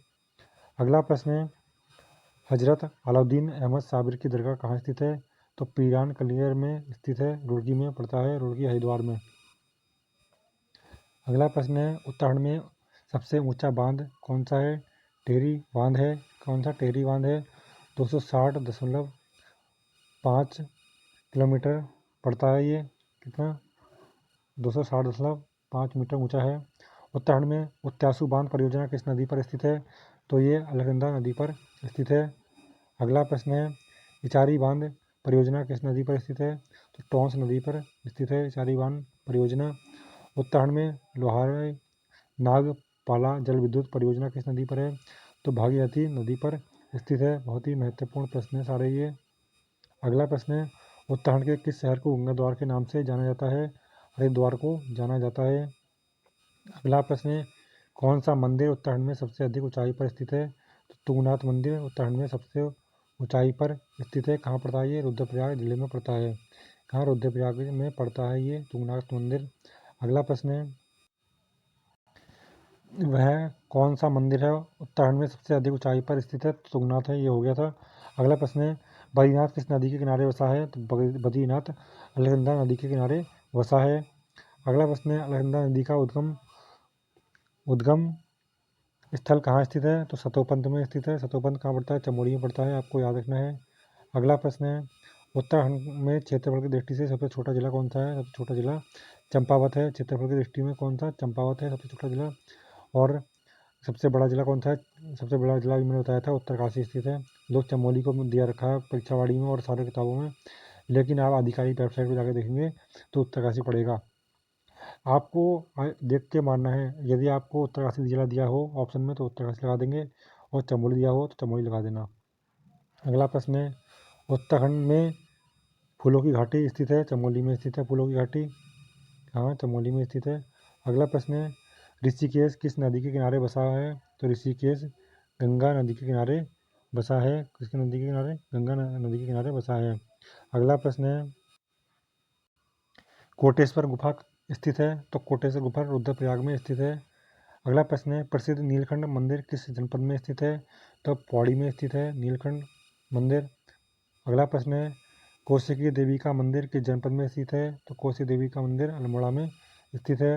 अगला प्रश्न है, उत्तराखंड राज्य के प्रथम राज्यपाल कौन थे? तो उत्तराखंड राज्य के प्रथम राज्यपाल सुरजीत सिंह बरनाला जी थे। अगला प्रश्न है, उत्तराखंड राज्य का राजकीय फूल क्या है? ब्रह्म कमल है। इसका आप मुझे वैज्ञानिक नाम कमेंट बॉक्स में बताना। ठीक है, मैं ये बता देता हूँ आपको, सुसूरिया अल्बर्टा नाम है इसका। अगला प्रश्न है, उत्तराखंड राज्य का राजकीय वृक्ष क्या है? तो राजकीय वृक्ष क्या है? बुरांश है। अगला प्रश्न है, उत्तराखंड राज्य का राष्ट्रीय पक्षी क्या है? मोनाल है। क्या? मोनाल है। इसका प्रिय भोजन क्या है? इसका प्रिय भोजन आलू है। अगला प्रश्न है, उत्तराखंड राज्य का राष्ट्रीय पशु क्या है? कसूरी मृग है। ठीक है, क्या? तीन कसूरी मृग है। इसमें से इसके नर इसके जो न उसको मादा पक्षी है, क्या? मादा पक्षी मोनाल है। और एक ही डफिया होता है, वो क्या होता है? डफिया होता है नर पक्षी। और कस्तूरी मृग जो प्राप्त की जाती है वो नर मृग से प्राप्त की जाती है, 3 वर्ष के अंतराल पर प्राप्त की जाती है। ठीक है, आपको ये भी ध्यान रखना है। अगला प्रश्न है, उत्तराखंड राज्य का कुल क्षेत्रफल कितना है? 53,483 वर्ग किलोमीटर है। कितना? 53,483 वर्ग किलोमीटर है। अगला प्रश्न है, उत्तराखंड देश का कौन सा राज्य है? तो उत्तराखंड देश का 27वां राज्य है। अगला प्रश्न है, उत्तराखंड में उच्च न्यायालय स्थित है? तो उच्च न्यायालय कहाँ स्थित है? नैनीताल में स्थित है उच्च न्यायालय। अगला प्रश्न है, उत्तराखंड राज्य की स्थापना की तिथि का कितनी है? तो उत्तराखंड राज्य कब अस्तित्व में आया था? 9 नवंबर 2000 को अस्तित्व में आया था। लोकसभा में कब पारित किया गया था इसे? 1 अगस्त को। और इसको स्वीकृति कब दी थी? 28 अगस्त को लास्ट में स्वीकृति दी गई थी, और 9 नवंबर 2000 को ये बन गया था। अगला प्रश्न है, उत्तराखंड का नाम उत्तरांचल से उत्तराखंड किस वर्ष परिवर्तित हुआ था? तो ये 1 जनवरी 2007 में किया गया था। अगला प्रश्न है, उत्तराखंड में पालकी योजना का संबंध है? तो स्वास्थ्य सुविधाओं से संबंध है इसका। अगला प्रश्न है, उत्तराखंड लोक सेवा आयोग का मुख्यालय कहाँ है? तो हरिद्वार में स्थित है उत्तराखंड लोक सेवा आयोग का मुख्यालय। अगला प्रश्न है, देव सांस्कृतिक विद्यालय किस जनपद में स्थित है? तो देव सांस्कृतिक विद्यालय हरिद्वार में स्थित है। अगला प्रश्न है, उत्तराखंड राज्य का एकमात्र क्षय रोग चिकित्सालय कहाँ स्थित है? भवाली नैनीताल में स्थित है। कहाँ? भवाली नैनीताल में स्थित है। क्षय रोग टीबी लोग बोलते हैं इसे। अगला प्रश्न है, उत्तराखंड में भारतीय सुदूर समृद्धि संस्थान स्थित है? ये देहरादून में स्थित है, देहरादून। अगला प्रश्न है, उत्तराखंड में अखिल भारतीय आयुर्विज्ञान संस्थान स्थित है? तो ये ऋषिकेश में स्थित है। कहाँ? ऋषिकेश में स्थित है। अगला प्रश्न है, उत्तराखंड में जड़ी बूटी शोध संस्थान कहाँ स्थित है? तो उत्तराखंड में जड़ी बूटी शोध संस्थान गोपेश्वर चमोली में स्थित है। अगला प्रश्न है, बहुत ही महत्वपूर्ण प्रश्न है सारे आज, building research institute and structure engineer centre स्थित है? तो ये रुड़की में स्थित है। कहाँ? ये रुड़की में स्थित है। अगला प्रश्न है, अलकनंदा और मंदाकिनी नदी का संगम कहाँ होता है? अलकनंदा और मंदाकिनी नदी रुद्रप्रयाग में होता है। कहाँ? रुद्रप्रयाग में होता है। अलकनंदा और भागीरथी का संगम वहाँ होता है। अलकनंदा और भागीरथी का संगम देवप्रयाग में होता है। अलकनंदा नंदाकिनी का संगम कहाँ होता है? नंदप्रयाग में होता है, चमोली में। अलकनंदा अलकनंदा और पिंडर का संगम होता है, कर्णप्रयाग में होता है, ये भी चमोली में पड़ता है। आगे देखते हैं, कुमाऊँ की लक्ष्मीबाई कहा जाता है, तो कुमाऊँ की लक्ष्मीबाई किसे कहता है? जिया रानी को कहा जाता है। अगला प्रश्न है ये वाला, पेशावर कांड के नेता कौन थे? तो पेशावर कांड के नेता वीर चंद सिंह गढ़वाली जी थे। कौन? वीर चंद सिंह गढ़वाली जी थे। बहुत ही महत्वपूर्ण प्रश्न है सारे के सारे ये। अगला देखते हैं, उत्तराखंड राज्य की द्वितीय आधिकारिक भाषा कौन सी है? तो संस्कृत है। संस्कृत को द्वितीय भाषा का दर्जा कब दिया गया था? 2010 में दिया गया था। अगला प्रश्न है, प्रसिद्ध गुरुद्वारा नानकमता स्थित है, तो प्रसिद्ध गुरुद्वारा नानकमता स्थित उधम सिंह नगर में स्थित है। कहाँ? उधम सिंह नगर में स्थित है। अगला प्रश्न है, उत्तराखंड में सड़कों की सर्वाधिक लंबाई किस मंडल में है? तो गढ़वाल मंडल में सर्वाधिक सड़कों की लंबाई है। अगला प्रश्न है, पंचाचूली पहाड़ी पर्वत चोटी कहाँ स्थित है? पिथौरागढ़ में स्थित है, आपको याद रखना है। अगला प्रश्न है, कटारमल मंदिर में पूजा जाने वाला मुख्य देवता कौन है? तो सूर्य है। अगला प्रश्न है, उत्तराखंड राज्य के वन क्षेत्र में किस वृक्ष प्रजाति का क्षेत्र सर्वाधिक है? तो पाइन और चीड़ का क्षेत्र सर्वाधिक है। बहुत ही महत्वपूर्ण प्रश्न है सारे के सारे। उत्तराखंड में प्रथम रेल लाइन कहाँ से कहाँ तक बिछाई गई थी? तो किच्छा से काठगोदाम, या फिर कहीं कहीं मिलता है रामपुर से काठगोदाम के बीच बिछाई गई थी ये। अगला प्रश्न है, बहुत ही महत्वपूर्ण प्रश्न है सारे के सारे ये। अगला प्रश्न है, उत्तराखंड में सबसे छोटी रेल लाइन का टर्मिनल स्टेशन कहाँ स्थित है? तो यह टनकपुर चंपावत में स्थित है, लेकिन अब ये बड़ी टर्मिनल लाइन बन चुकी है, अब ये छोटी लाइन नहीं रही। अगला प्रश्न है, अमोदभूति किस वंश का शासक था? तो कुलिन वंश का शासक था। बहुत ही महत्वपूर्ण प्रश्न है ये। अगला प्रश्न है, प्रसिद्ध विशु मेला मनाया जाता है, तो जौनसार बावर क्षेत्र में मनाया जाता है। वैसे पौड़ी में लगता है ये मांग विशु मेला, ये आपको याद रखना है। और जौनसार बावर क्षेत्र में देहरादून में भी ये मनाया जाता है। कहाँ? देहरादून में भी ये मनाया जाता है। अगला प्रश्न है, चंद्रप्रभा एतवाल जानी जाती हैं पर्वतारोहण के लिए जानी जाती हैं। अगला प्रश्न है, किस मेले को उत्तराखंड में बग्वाल के नाम से जाना जाता है? तो देवीधुरा चंपावत में मेला लगता है, उसके क्या जाना जाता है? बग्वाल के नाम से जाना जाता है देवधुरा चंपावत के मेले को। अगला प्रश्न है, नैनीताल की खोज किस ब्रिटिश यात्री ने की थी? तो पी बैरन ने नैनीताल की खोज की थी, आपको यह भी याद रखना है, बहुत ही महत्वपूर्ण प्रश्न है। अगला प्रश्न है, टिहरी रियासत का विलय भारतीय संघ में किस वर्ष हुआ था? तो 1 अगस्त 1949 को कर दिया गया था। कब? 1 अगस्त 1949 को कर दिया गया था। अगला प्रश्न है, टिहरी रियासत का विलय भारतीय संघ में विलय होने के दौरान वहाँ का राजा कौन था?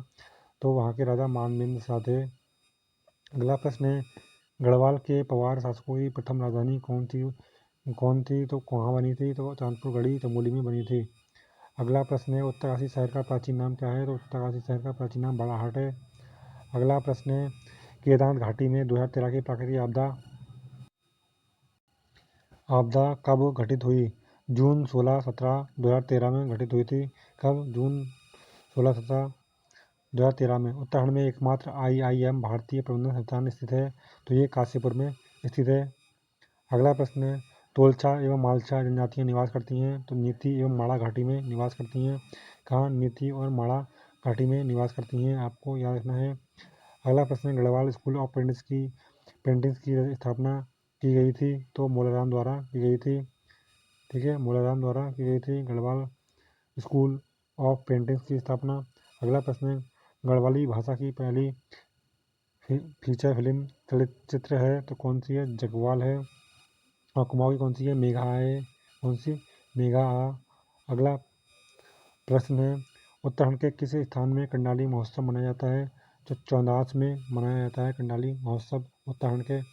अगला प्रश्न है, दक्ष प्रजापति मंदिर स्थित है, तो हरिद्वार में स्थित है दक्ष प्रजापति मंदिर। अगला प्रश्न है, अंतरिक्ष उपयोग केंद्र यूसेक की स्थापना किस वर्ष की गई थी? 2005 में की गई थी। अगला प्रश्न है, आज का हमारा लास्ट प्रश्न है, बहुत ही महत्वपूर्ण प्रश्न है ये। मछली मारने का मौड़ उत्सव प्रतिवर्ष मसूरी के निकट किस नदी पर खेला जाता है? तो ये अलगाड़ नदी पर खेला जाता है। ये आज के हमारा लास्ट प्रश्न था, और बहुत ही महत्वपूर्ण सारे के सारे प्रश्न थे। यदि आपको ये प्रश्न अच्छे लगे हों तो वीडियो को लाइक करें, अपने साथियों में ज़रूर शेयर करें जो भी एग्ज़ाम की तैयारी कर रहा है, और चैनल को सब्सक्राइब जरूर करें। जय हिंद।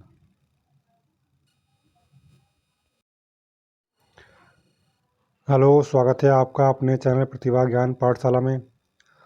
आज हम भूगोल के कुछ महत्वपूर्ण प्रश्नों को देखने वाले हैं जो आपका कोई भी एग्ज़ाम होता है सभी में पूछने की संभावना रहती है, क्योंकि ये एग्ज़ाम जो होते हैं उसमें ज्योग्राफी, हिस्ट्री, इकोनॉमिक्स, पॉलिटी, संविधान और ये सारी पूछने की संभावना बनी रहती है। तो आज का हमारा मुख्य टॉपिक है, जो हम बिंदु बाई बिंदु पढ़ेंगे। इस टॉपिक को मैंने पॉइंट बना रखे हैं। इसके अंडमान निकोबार द्वीप समूह पढ़ेंगे हम।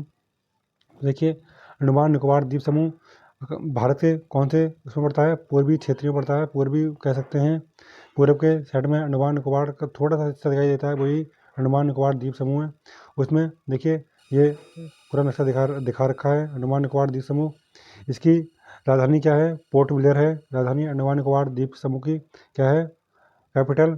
अंडमान निकोबार द्वीप समूह की है पोर्ट ब्लेयर। यदि आप चैनल पर नए हैं तो चैनल को सब्सक्राइब जरूर करें। तो ये क्या है? नॉर्थ अंडमान और मिडिल अंडमान क्या क्या है? ये नॉर्थ अंडमान है, ये मिडिल अंडमान है, ये लोअर है। ठीक है, निकोबार भी पढ़ेंगे। ये अंडमान है, निकोबार पढ़ेंगे नीचे है, तो ये अंडमान है। ये सारे चीज़ ये क्या है? ये है लिटिल अंडमान। क्या है? ये लिटिल अंडमान है। इसको देख लेते हैं लिटिल अंडमान को। ये हम आगे देखते हैं। देखिए, अंडमान और निकोबार को कौन सा डिग्री चैनल अलग करता है? 10 डिग्री चैनल अलग करता है। आपने देखा होगा कि 10 डिग्री चैनल अलग करता है। आपने अगर इसको देखा होगा तो 10 डिग्री चैनल अलग करता है अंडमान निकोबार द्वीप समूह को। ये आ रहा है, ये 10 डिग्री चैनल है। इसको कौन अलग करता है? निकोबार द्वीप समूह को करता है। देखिए, ये कार निकोबार है। जे निकोबार क्या है? स्लैंड है। ये किससे अलग होता है? अंडमान और निकोबार 10 डिग्री चैनल से अलग होता है। अब देखते हैं हम। देखिए, इसमें दिखाया गया है कि इसकी जो ये छोटे छोटे जो द्वीप है, इनके नाम दे रखे हैं। छोटे छोटे द्वीप हैं, आप देख सकते हैं। ये छोटे छोटे सारे द्वीप नज़र आ रहे हैं। अब हम मुख्य पॉइंटों पे बात करते हैं। जो हमारा मुख्य पॉइंट है, भारत के द्वीप समूह। भारत के कुल 1208 द्वीप समूह हैं। कितने? 1208 द्वीप समूह हैं कुल। ये संख्या सभी छोटे द्वीपों को मिलाकर है, सारे छोटे मोटे द्वीपों को सब मिलाकर है। इसमें अंडमान निकोबार द्वीप समूह सबसे बड़ा द्वीप समूह है। लक्षद्वीप सबसे छोटा द्वीप समूह है। आगे देखते हैं अंडमान निकोबार। देखिए, बर्मा, जो वर्तमान में म्यांमार बोलते हैं उसे, में हिमालय पर्वत को अराकान योमा पर्वत कहा जाता है। इसे रखाइन पर्वतमाला भी कहा जाता है। इसका फैलाव उत्तर से दक्षिण की ओर, कहाँ? उत्तर से दक्षिण। जो उत्तर होता है ये दक्षिण होता है। यही वही पर्वत श्रृंखला आगे बंगाल की खाड़ी में समुद्र नीचे से ऊपर उठती है। इसे अंडमान निकोबार द्वीप समूह कहा जाता है। अंडमान निकोबार एक केंद्र शासित प्रदेश है। क्या है? आपको याद रखना है, केंद्र शासित प्रदेश है। अंडमान निकोबार द्वीप की राजधानी पोर्ट ब्लेयर है। कुल द्वीपों की संख्या 572 है। ठीक है, आगे देखते हैं। गिनने लायक द्वीप सिर्फ 349 ही हैं। बाकी इसमें आबादी नहीं पाई जाती है। कुछ ही द्वीपों में आबादी पाई जाती है। अंडमान निकोबार द्वीप समूह 4 भागों में बांटा है। उत्तर अंडमान देख लेते हैं। उत्तर अंडमान में क्या क्या है? उत्तर अंडमान निकोबार द्वीप समूह का सबसे उच्चतम बिंदु सेंट्रल पीक है। कौन सा है? सेंट्रल पीक है यहीं पर, जिसकी ऊंचाई 732 मीटर है। आगे देखते हैं। मध्य अंडमान पूरे द्वीप समूह का सबसे बड़ा भाग यही है। देखिए यहाँ पर अब देखते हैं दक्षिणी अंडमान निकोबार द्वीप समूह की राजधानी आपको मैंने बताई थी। क्या है? पोर्ट ब्लेयर है। लिटिल अंडमान देख लेते हैं। दक्षिण अंडमान और लिटिल अंडमान के बीच के भाग को दक्कन पैसेज कहते हैं। क्या कहते हैं? दक्कन पैसेज कहते हैं। बहुत ही महत्वपूर्ण प्रश्न है।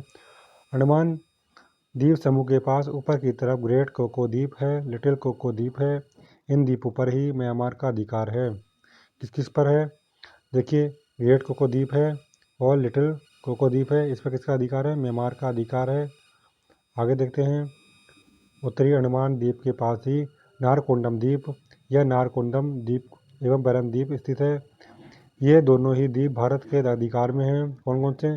नारकोंडम द्वीप और बैरम द्वीप, ये दोनों भारत के अधिकार में हैं। भारत के अधिकार में है। इन दोनों ही द्वीपों पर ज्वालामुखी स्थित है। इन दोनों पर क्या है, ज्वालामुखी स्थित है। वरन द्वीप पर स्थित ज्वालामुखी अभी सक्रिय है। क्या है, जो वरन द्वीप पर स्थित ज्वालामुखी अब क्या है, अभी सक्रिय है। बहुत ही महत्वपूर्ण प्रश्न है। निकोबार द्वीप समूह को देखते हैं हम। निकोबार द्वीप समूह देख लेते हैं हम। इसमें क्या कहा गया है, लिटिल अंडमान के नीचे 10 डिग्री चैनल पर पड़ता है और उसके बाद निकोबार द्वीप समूह शुरू हो जाता है। निकोबार द्वीप समूह 3 भागों में बांटा गया है, कार निकोबार, लिटिल निकोबार बीच में और ग्रेट निकोबार। ये हम देखते हैं इसको। देखिए, निकोबार में जो है, निकोबार द्वीप समूह का सबसे दक्षिण बिंदु जो कि भारत का भी दक्षिण बिंदु है, ग्रेट निकोबार में पड़ता है। इसे इंदिरा पॉइंट के नाम से जाना जाता है या पीलेबंद द्वीप भी कहा जाता है। ये बहुत ही महत्वपूर्ण है। आगे देखते हैं लक्षद्वीप। देखिए, लक्षद्वीप समूह को देख लेते हैं। लक्षद्वीप समूह भारत अरब सागर में है। कहाँ है, अरब सागर में पड़ता है ये। और वो अंडमान निकोबार द्वीप हिंद महासागर में पड़ता है। लक्षद्वीप एक केंद्र शासित प्रदेश है। सबसे छोटा केंद्र शासित प्रदेश, क्षेत्रफल मात्र 32 वर्ग किलोमीटर है। लक्षद्वीप की राजधानी कवरावती है। लक्षद्वीप द्वीप समूह का सबसे दक्षिणी द्वीप मिनिकॉय द्वीप है। कौन सा है, मिनिकॉय द्वीप है, आपको याद रखना है। इसका क्षेत्रफल 4.83 वर्ग किलोमीटर है। लक्षद्वीप समूह का सबसे बड़ा द्वीप अंडोर द्वीप क्या है, सबसे बड़ा द्वीप कौन सा है, अंडोर द्वीप सबसे बड़ा द्वीप है, जिसका क्षेत्रफल 4.98 वर्ग किलोमीटर है। आगे देखते हैं अन्य महत्वपूर्ण द्वीपों के बारे में बात कर लेते हैं, जो भी बहुत पूछे जाते हैं। न्यू मूर द्वीप गंगा सागर द्वीप बंगाल की खाड़ी में हुगली नदी के तट पर स्थित है या तट के पास स्थित है, आपको ये याद रखना है।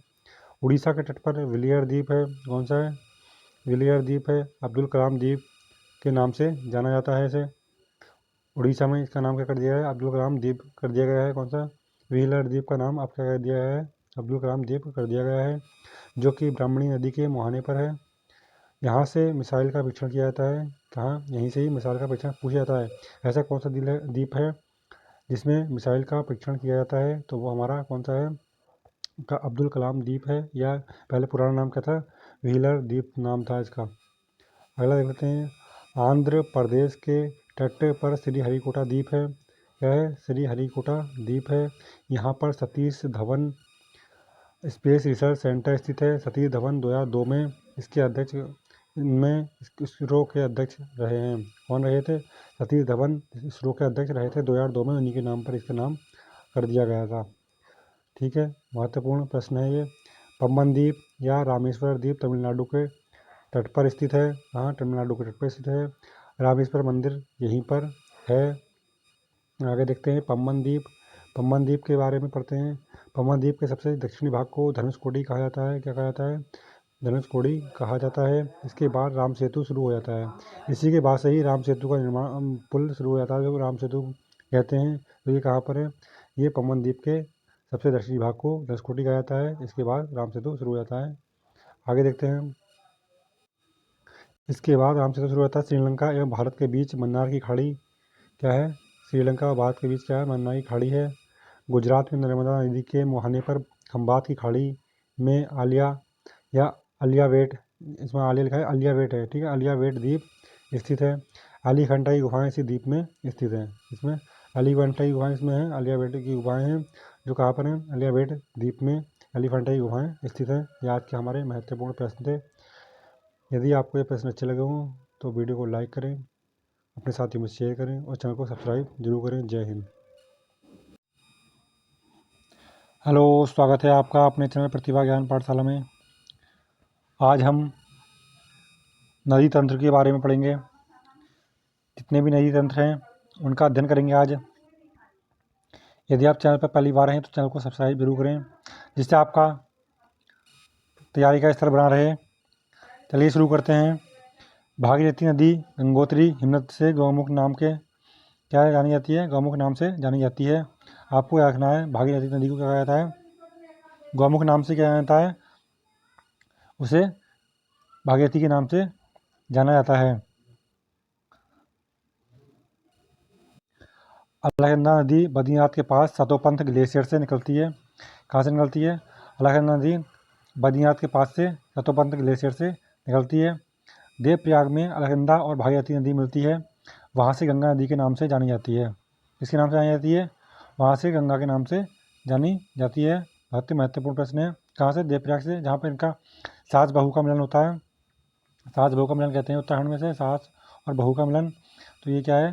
सास बहू का मिलन होता है जब, तो भागीरथी और अलकनंदा का, भागीरथी क्या है? सास है, अलकनंदा बहू है। जब इनका मिलन होता है उसी के वहीं से इसका नाम क्या हो जाता है? गंगा के नाम से जानी जाती है। आगे देखते हैं। देवप्रयाग से पहले अलकनंदा नदी में 5 प्रयागों सभी उत्तराखंड में हैं। देखते हैं कौन कौन से 5 प्रयाग हैं। अलग अलग नदियाँ मिलती हैं। देखिए महत्वपूर्ण प्रयाग हैं जी, आप देख सकते हैं। विष्णुप्रयाग, विष्णुप्रयाग में अलकनंदा और धौलीगंगा नदी मिलती है। नंदप्रयाग में अलकनंदा और नंदाकिनी मिलती है। कर्णप्रयाग में अलकनंदा और पिंडर। रुद्रप्रयाग में अलकनंदा मंदाकिनी। देवप्रयाग में अलकनंदा और भागीरथी। इसी को ही सास बहू का संगम बोलते हैं। अगला प्रश्न है, यमुनोत्री हिमनद से गंगा नदी की सबसे बड़ी सहायक नदी है। क्या है? यमुनोत्री हिमनद से गंगा नदी की सबसे बड़ी सहायक नदी यमुना से निकलती है, जो कि इलाहाबाद में प्रयाग में जाकर गंगा में मिलती है। गंगा भारत की सबसे लंबी नदी है। क्या है? गंगा नदी भारत की सबसे लंबी नदी है। कानपुर, बनारस, पटना, हरिद्वार गंगा नदी के किनारे बसे हैं। पूछे जाते हैं कौन कौन से शहर गंगा नदी के किनारे बसे हैं। तो कानपुर, बनारस, पटना तथा हरिद्वार गंगा नदी के किनारे बसे हैं। गंगा नदी सबसे पहले हरिद्वार में मैदानी क्षेत्र में आती है। कहाँ? हरिद्वार में मैदान में उतरती है, प्रवेश करती है। पश्चिम बंगाल में गंगा नदी 2 भागों में बढ़ जाती है।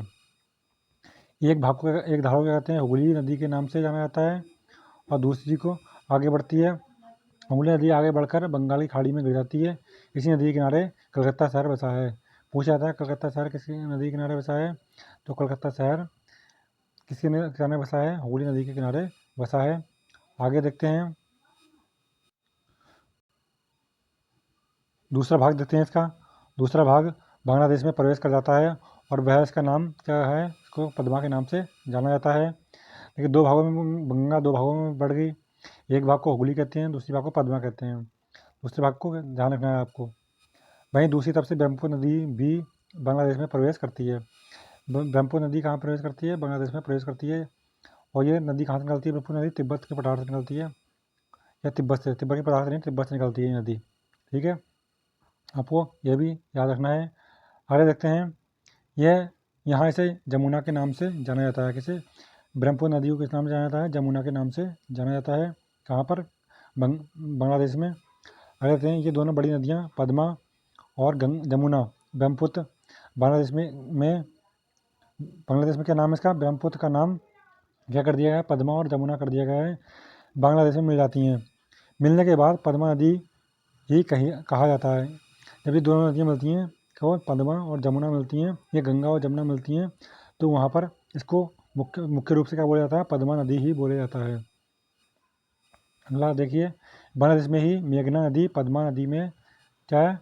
बांग्लादेश में मेघना नदी पद्मा नदी में चांदपुर जिला बांग्लादेश में मिलती है। इसके आगे इस नदी को मेघना नदी के नाम से जाना जाता है। किस नाम से जाना जाता है? मेघना नदी के नाम से जाना जाता है। अतः यह बंगाल की खाड़ी में गिर जाती है। यहीं पर यह विश्व का सबसे बड़ा डेल्टा बनाती है। क्या बनाती है? विश्व का सबसे बड़ा डेल्टा बनाती है, जिसे सुंदरबन डेल्टा के नाम से जाना जाता है। क्या? बंगाली खाड़ी में गिर जाती कौन सी नदी? मेघना नदी के नाम से जाना जाता है। आगे चलकर जब ये संयुक्त धारा में बहती है, तब इसका एक नाम क्या होता है? लास्ट में मेघना हो जाता है। आप याद रखना। गंगा नदी भारत में 5 राज्यों से होकर गुजरती है। किससे? देखिए, उद्गम क्षेत्र उसका उत्तराखंड है, बाकी ये उत्तर प्रदेश में ही प्रवेश करती है। सर्वाधिक लंबाई उत्तर प्रदेश में ही गंगा की लंबाई।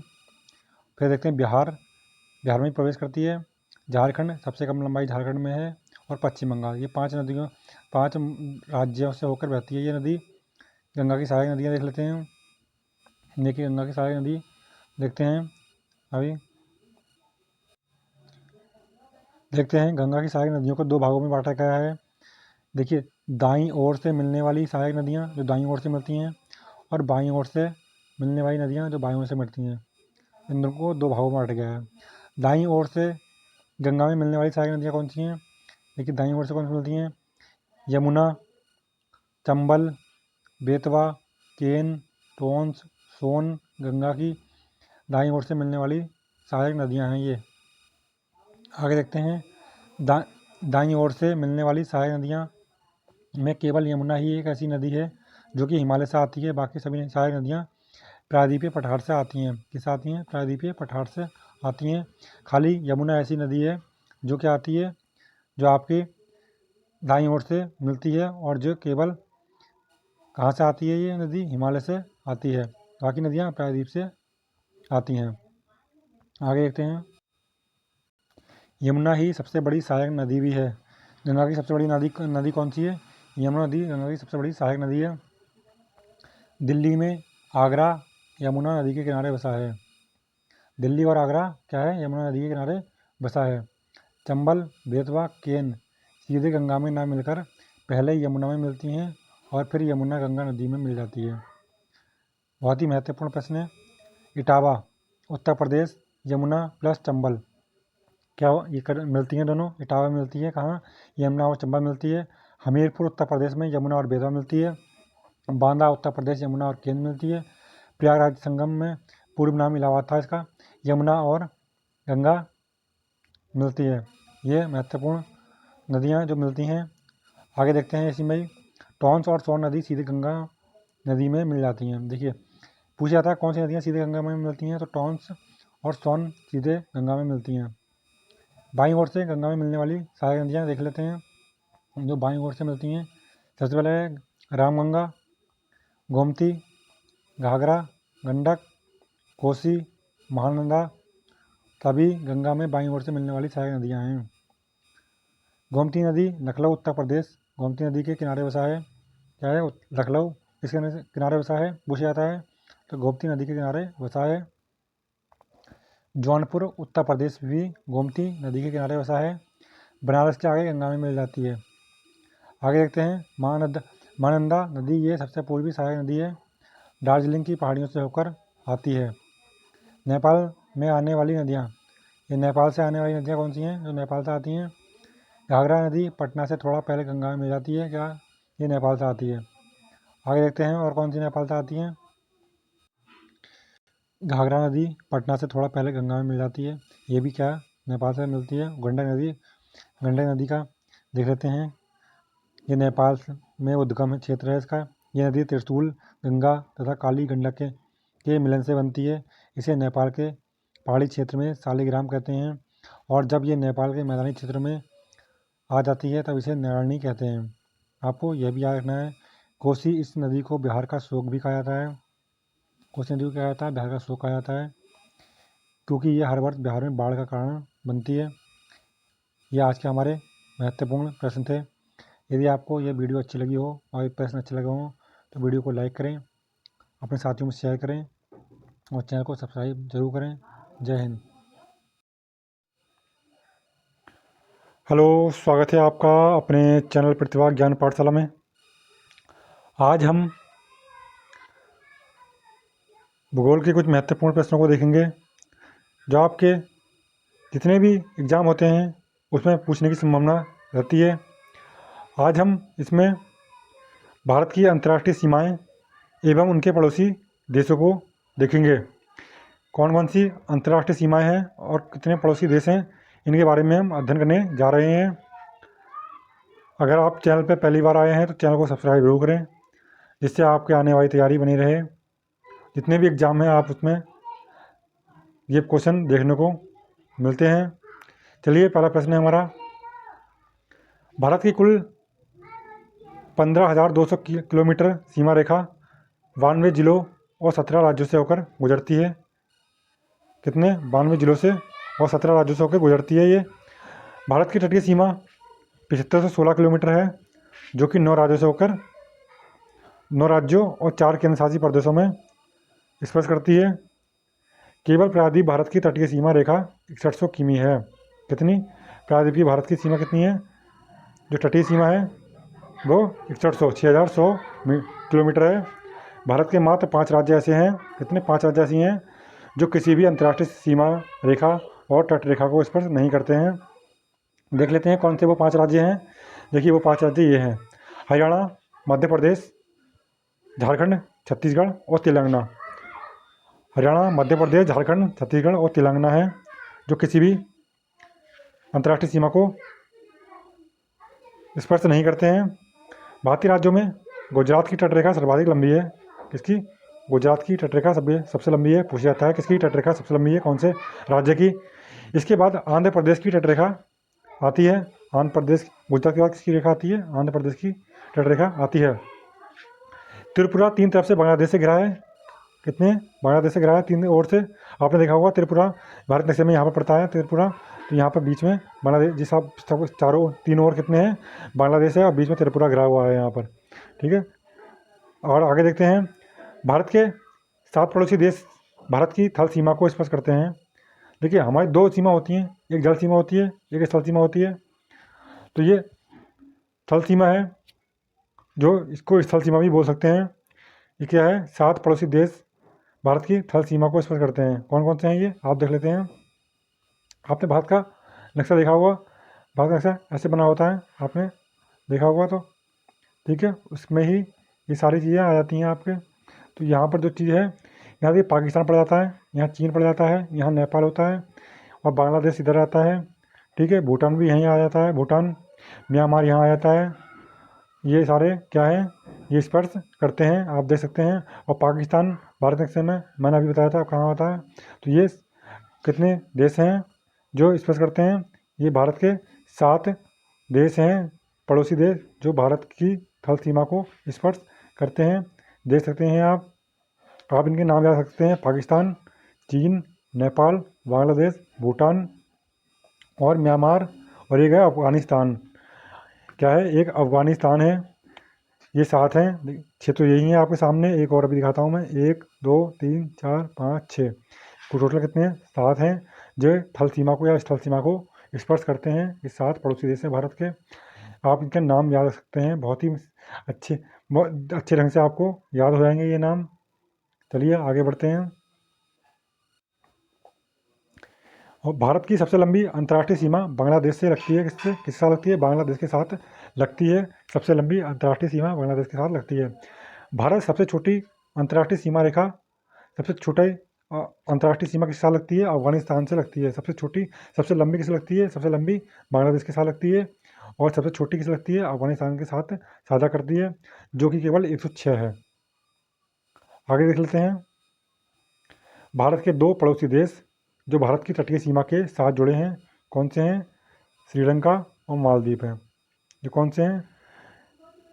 2 देश हैं जो भारत की तटीय सीमा के साथ जुड़े हैं, श्रीलंका और मालदीव। मालदीव भी आपको याद रखना है, मालदीव भी वहीं पे पड़ता है। थोड़ा सा अफगानिस्तान के नीचे को देखेंगे तो मालदीव नज़र आएगा आपका। हाँ ठीक है, आगे देखते हैं। ऐसे देश जो थल एवं जल दोनों सीमा बनाते हैं, जो थल से भी लगते हैं और जल से भी लगते हैं। पाकिस्तान लगता है, बांग्लादेश लगता है, म्यांमार भी लगता है, जो जल और थल दोनों से सीमा बनाते हैं। ये बहुत ही महत्वपूर्ण क्लास चल रही है। आपका कोई भी एग्ज़ाम हो, ये आपके एसआई एग्ज़ाम के अकॉर्डिंग क्लास चल रही है। सिलेबस के जो सिलेबस दे रखा है उत्तराखंड एसआई का। लेकिन आप टीजीटी या पीजीटी या उत्तराखंड में या किसी भी स्टेट का कोई भी एग्ज़ाम देते हैं तो उसके पॉइंट ऑफ व्यू से ये बहुत ही महत्वपूर्ण है। चलिए आगे देखते हैं। पाकिस्तान के साथ भारत के 3 राज्य, 2 केंद्र शासित प्रदेश सीमा साझा करते हैं। कौन से हैं? एक पंजाब राज्य है। 3 राज्य में कौन है? एक पंजाब राज्य है, एक राजस्थान है, गुजरात है। ये 3 राज्य हैं पाकिस्तान के साथ सीमा साझा करते हैं और 2 केंद्र शासित प्रदेश हैं। केंद्र शासित प्रदेश देख सकते हैं आप कौन कौन से हैं। एक जम्मू कश्मीर है, एक लेह है। ये दोनों केंद्र शासित प्रदेश पाकिस्तान के साथ सीमा साझा करते हैं। बहुत ही महत्वपूर्ण प्रश्नों की श्रृंखला आपके सामने प्रस्तुत की जा रही है। अगला प्रश्न है, चीन के साथ भारत के 4 राज्य एवं 2 केंद्र शासित प्रदेश सीमा साझा करते हैं। चीन के साथ कितने करते हैं? 4 राज्य करते हैं और 2 केंद्र शासित प्रदेश सीमा साझा करते हैं। 4 राज्य कौन कौन से हैं? हिमाचल प्रदेश है, चीन के साथ साझा करता है, उत्तराखंड करता है, और सिक्किम और अरुणाचल प्रदेश सीमा साझा करता है। अगला देख सकते हैं, केंद्र शासित प्रदेश कौन सा है? 2, एक है, एक लेह है, इसमें दो दे रखे हैं, 2 केंद्र शासित प्रदेश सीमा साझा करना चाहिए, एक लेह है, एक जम्मू कश्मीर है। ठीक है, ये करते हैं कि किसके साथ में, चीन सीमा, ठीक है, चीन के साथ। अब देख लेते हैं नेपाल के साथ भारत के 5 राज्य सीमा साझा करते हैं। कितने, नेपाल के साथ कितने राज्य सीमा साझा करते हैं? नेपाल के साथ में 5 राज्य सीमा साझा करते हैं। आप देख सकते हैं उत्तराखंड लगता है नेपाल से, उत्तर प्रदेश लगता है नेपाल से, बिहार लगता है, सिक्किम, पश्चिम बंगाल, ये 5 स्टेट हैं जो आपके नेपाल से सीमा साझा करते हैं। आप याद रखे चलना है।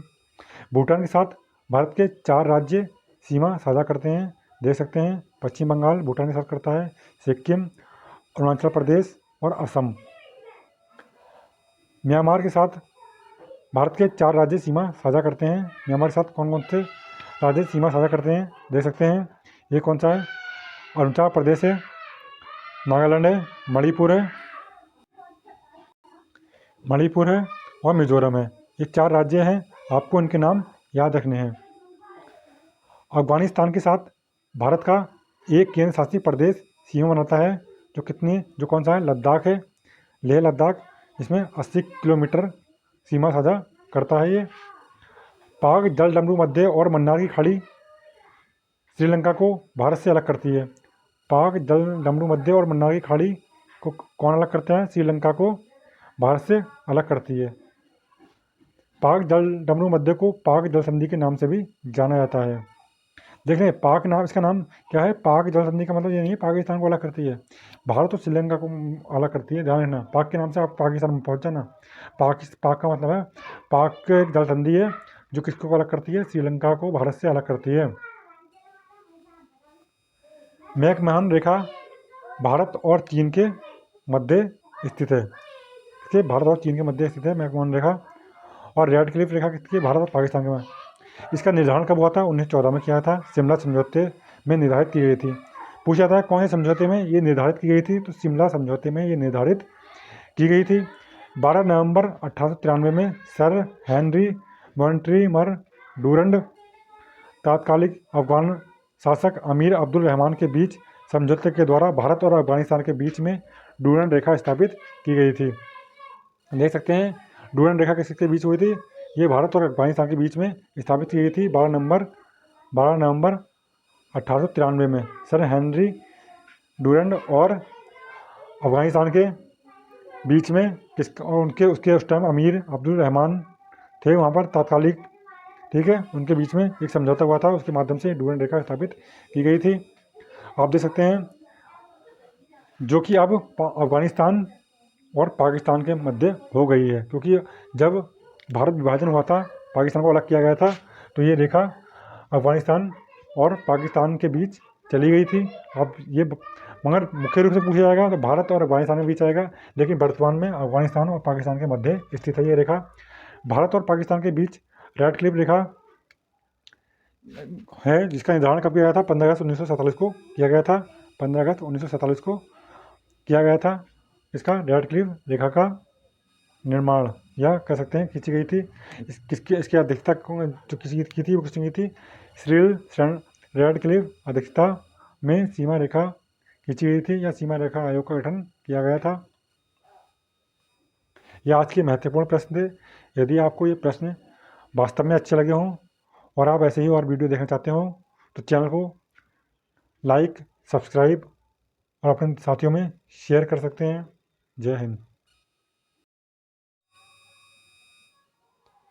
हेलो, स्वागत है आपका अपने चैनल प्रतिभा ज्ञान पाठशाला में। आज हम भूगोल के कुछ महत्वपूर्ण प्रश्नों को देखेंगे जो आपके एग्जाम के पॉइंट ऑफ व्यू से बहुत ही महत्वपूर्ण हैं। यदि आप इन प्रश्नों को देख के चलते हैं तो आपकी आगामी परीक्षाओं में काफ़ी हेल्प होने वाली है।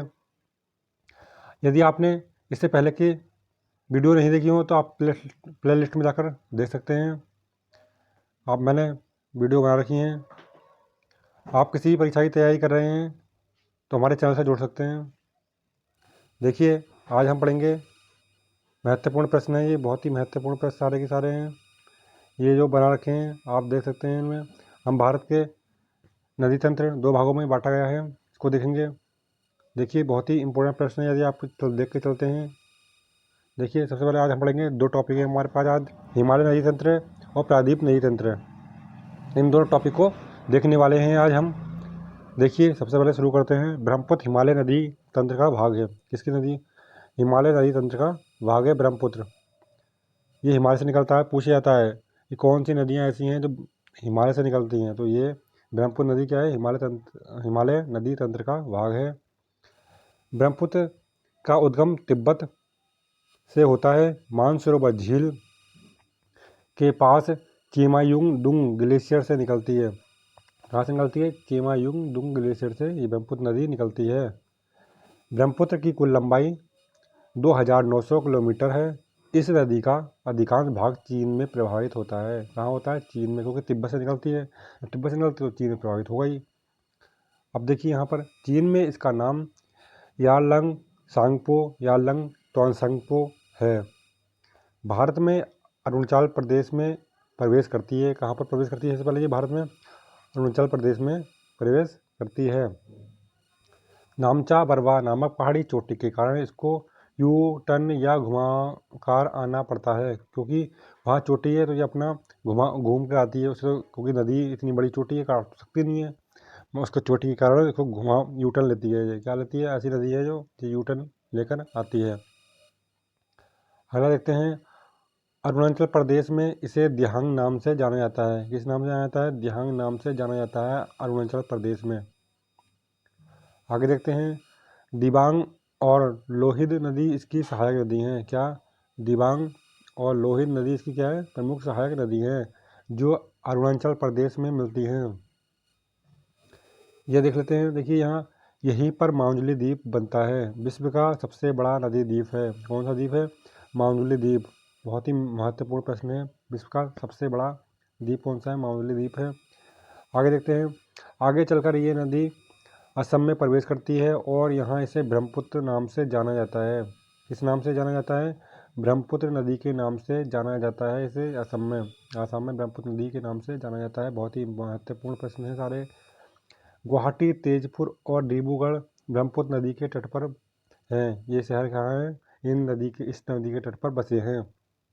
आगे देखते हैं। सुबनसिरी नदी असम में इससे मिलती है। क्या मिलती है? सुबनसिरी नदी इससे असम में मिलती है। आगे देखते हैं। मानस नदी भी इसमें असम में ही मिलती है। क्या? मानस नदी भी इसमें असम में ही मिलती है। बहुत ही महत्व। आगे देखते हैं। ब्रह्मपुत्र नदी के अलग अलग राज्य के नाम निम्नलिखित हैं। क्या नाम है अलग अलग राज्यों में इसके? चीन में से यारलंग सांगपो यारलंग तांगसुपो कहते हैं। अरुणाचल प्रदेश में से दिहांग डिहिवी कहा जाता है। असम में ब्रह्मपुत्र कहा जाता है और बांग्लादेश में इसे यमुना के नाम से भी जाना जाता है। बहुत ही महत्वपूर्ण सारे के प्रश्न है ये। आगे चलकर ये नदी बांग्लादेश में प्रवेश करती है। बांग्लादेश में ब्रह्मपुत्र नदी को यमुना के नाम से जाना जाता है। ब्रह्मपुत्र की अन्य सहायक नदियां हैं पांगलादिया या पागलादिया कहते हैं इसे, धनसिरी, जिया, भरेली, पुथीमारी, धनसिरी, सुबनसिरी, मानस, ये क्या हैं? ब्रह्मपुत्र नदी की प्रमुख सहायक नदियां हैं सारी। आप इनको याद रखना है। सिंधु नदी तिब्बत के मानसरोवर के निकट। अब देखिए आप सिंधु नदी के बारे में पढ़ेंगे। मानसरोवर के निकट सानो ख्यावाब सिनकावाब, क्या कहते हैं? सिनकावाब भी कहते हैं इसको, ग्लेशियर से निकलती है। बहुत ही महत्वपूर्ण है। भारत में केंद्र शासित प्रदेश लेह में प्रवेश करती है। कहाँ? ये लेह में प्रवेश कर जाती है भारत में, फिर पाकिस्तान में, तथा वहाँ से अरब सागर में गिर जाती है। ये पाकिस्तान में चली जाती है और वहाँ से कहाँ गिरती है? अरब सागर में गिरती है। तो पूछा जाता है कि ऐसी कौन कौन सी नदियाँ हैं जो अरब सागर में गिरती हैं? तो ब्रह्मपुत्र नदी हो गई, और ये कौन सी हो गई? सिंधु नदी हो गई। ये सारी नदियाँ कहाँ गिरती हैं? अरब सागर में गिरती हैं। हिंदी महासागर में गिरने वाली नदियाँ भी हैं। गंगा है, यमुना है, ये सब क्या है? हिंद महासागर में गिरती हैं। आगे देखते हैं। सिंधु नदी की 5 महत्वपूर्ण सहायक नदियाँ। देखिए सिंधु नदी की सहायक नदियाँ देख लेते हैं। 5 महत्वपूर्ण। झेलम है। झेलम नदी लेह से बेरीनांग के पास शेषनाग झील से निकलती है। कहाँ से निकलती है? महत्वपूर्ण प्रश्न है। झेलम नदी शेषनाग झील के पास से निकलती है। कहाँ से? बेरीनांग के पास शेषनाग झील से निकलती है। आगे चलकर चिनाब नदी में मिल जाती है। चिनाब नदी का उद्गम हिमाचल प्रदेश में होता है। कहाँ? हिमाचल प्रदेश से होता है। रावी नदी हिमाचल प्रदेश से निकलती है। कहाँ से निकलती है रावी नदी? हिमाचल प्रदेश से निकलती है तथा पाकिस्तान में जाकर चिनाब नदी में मिल जाती है। रावी नदी पाकिस्तान में चिनाब नदी से मिलती है, आपको यह याद रखना है।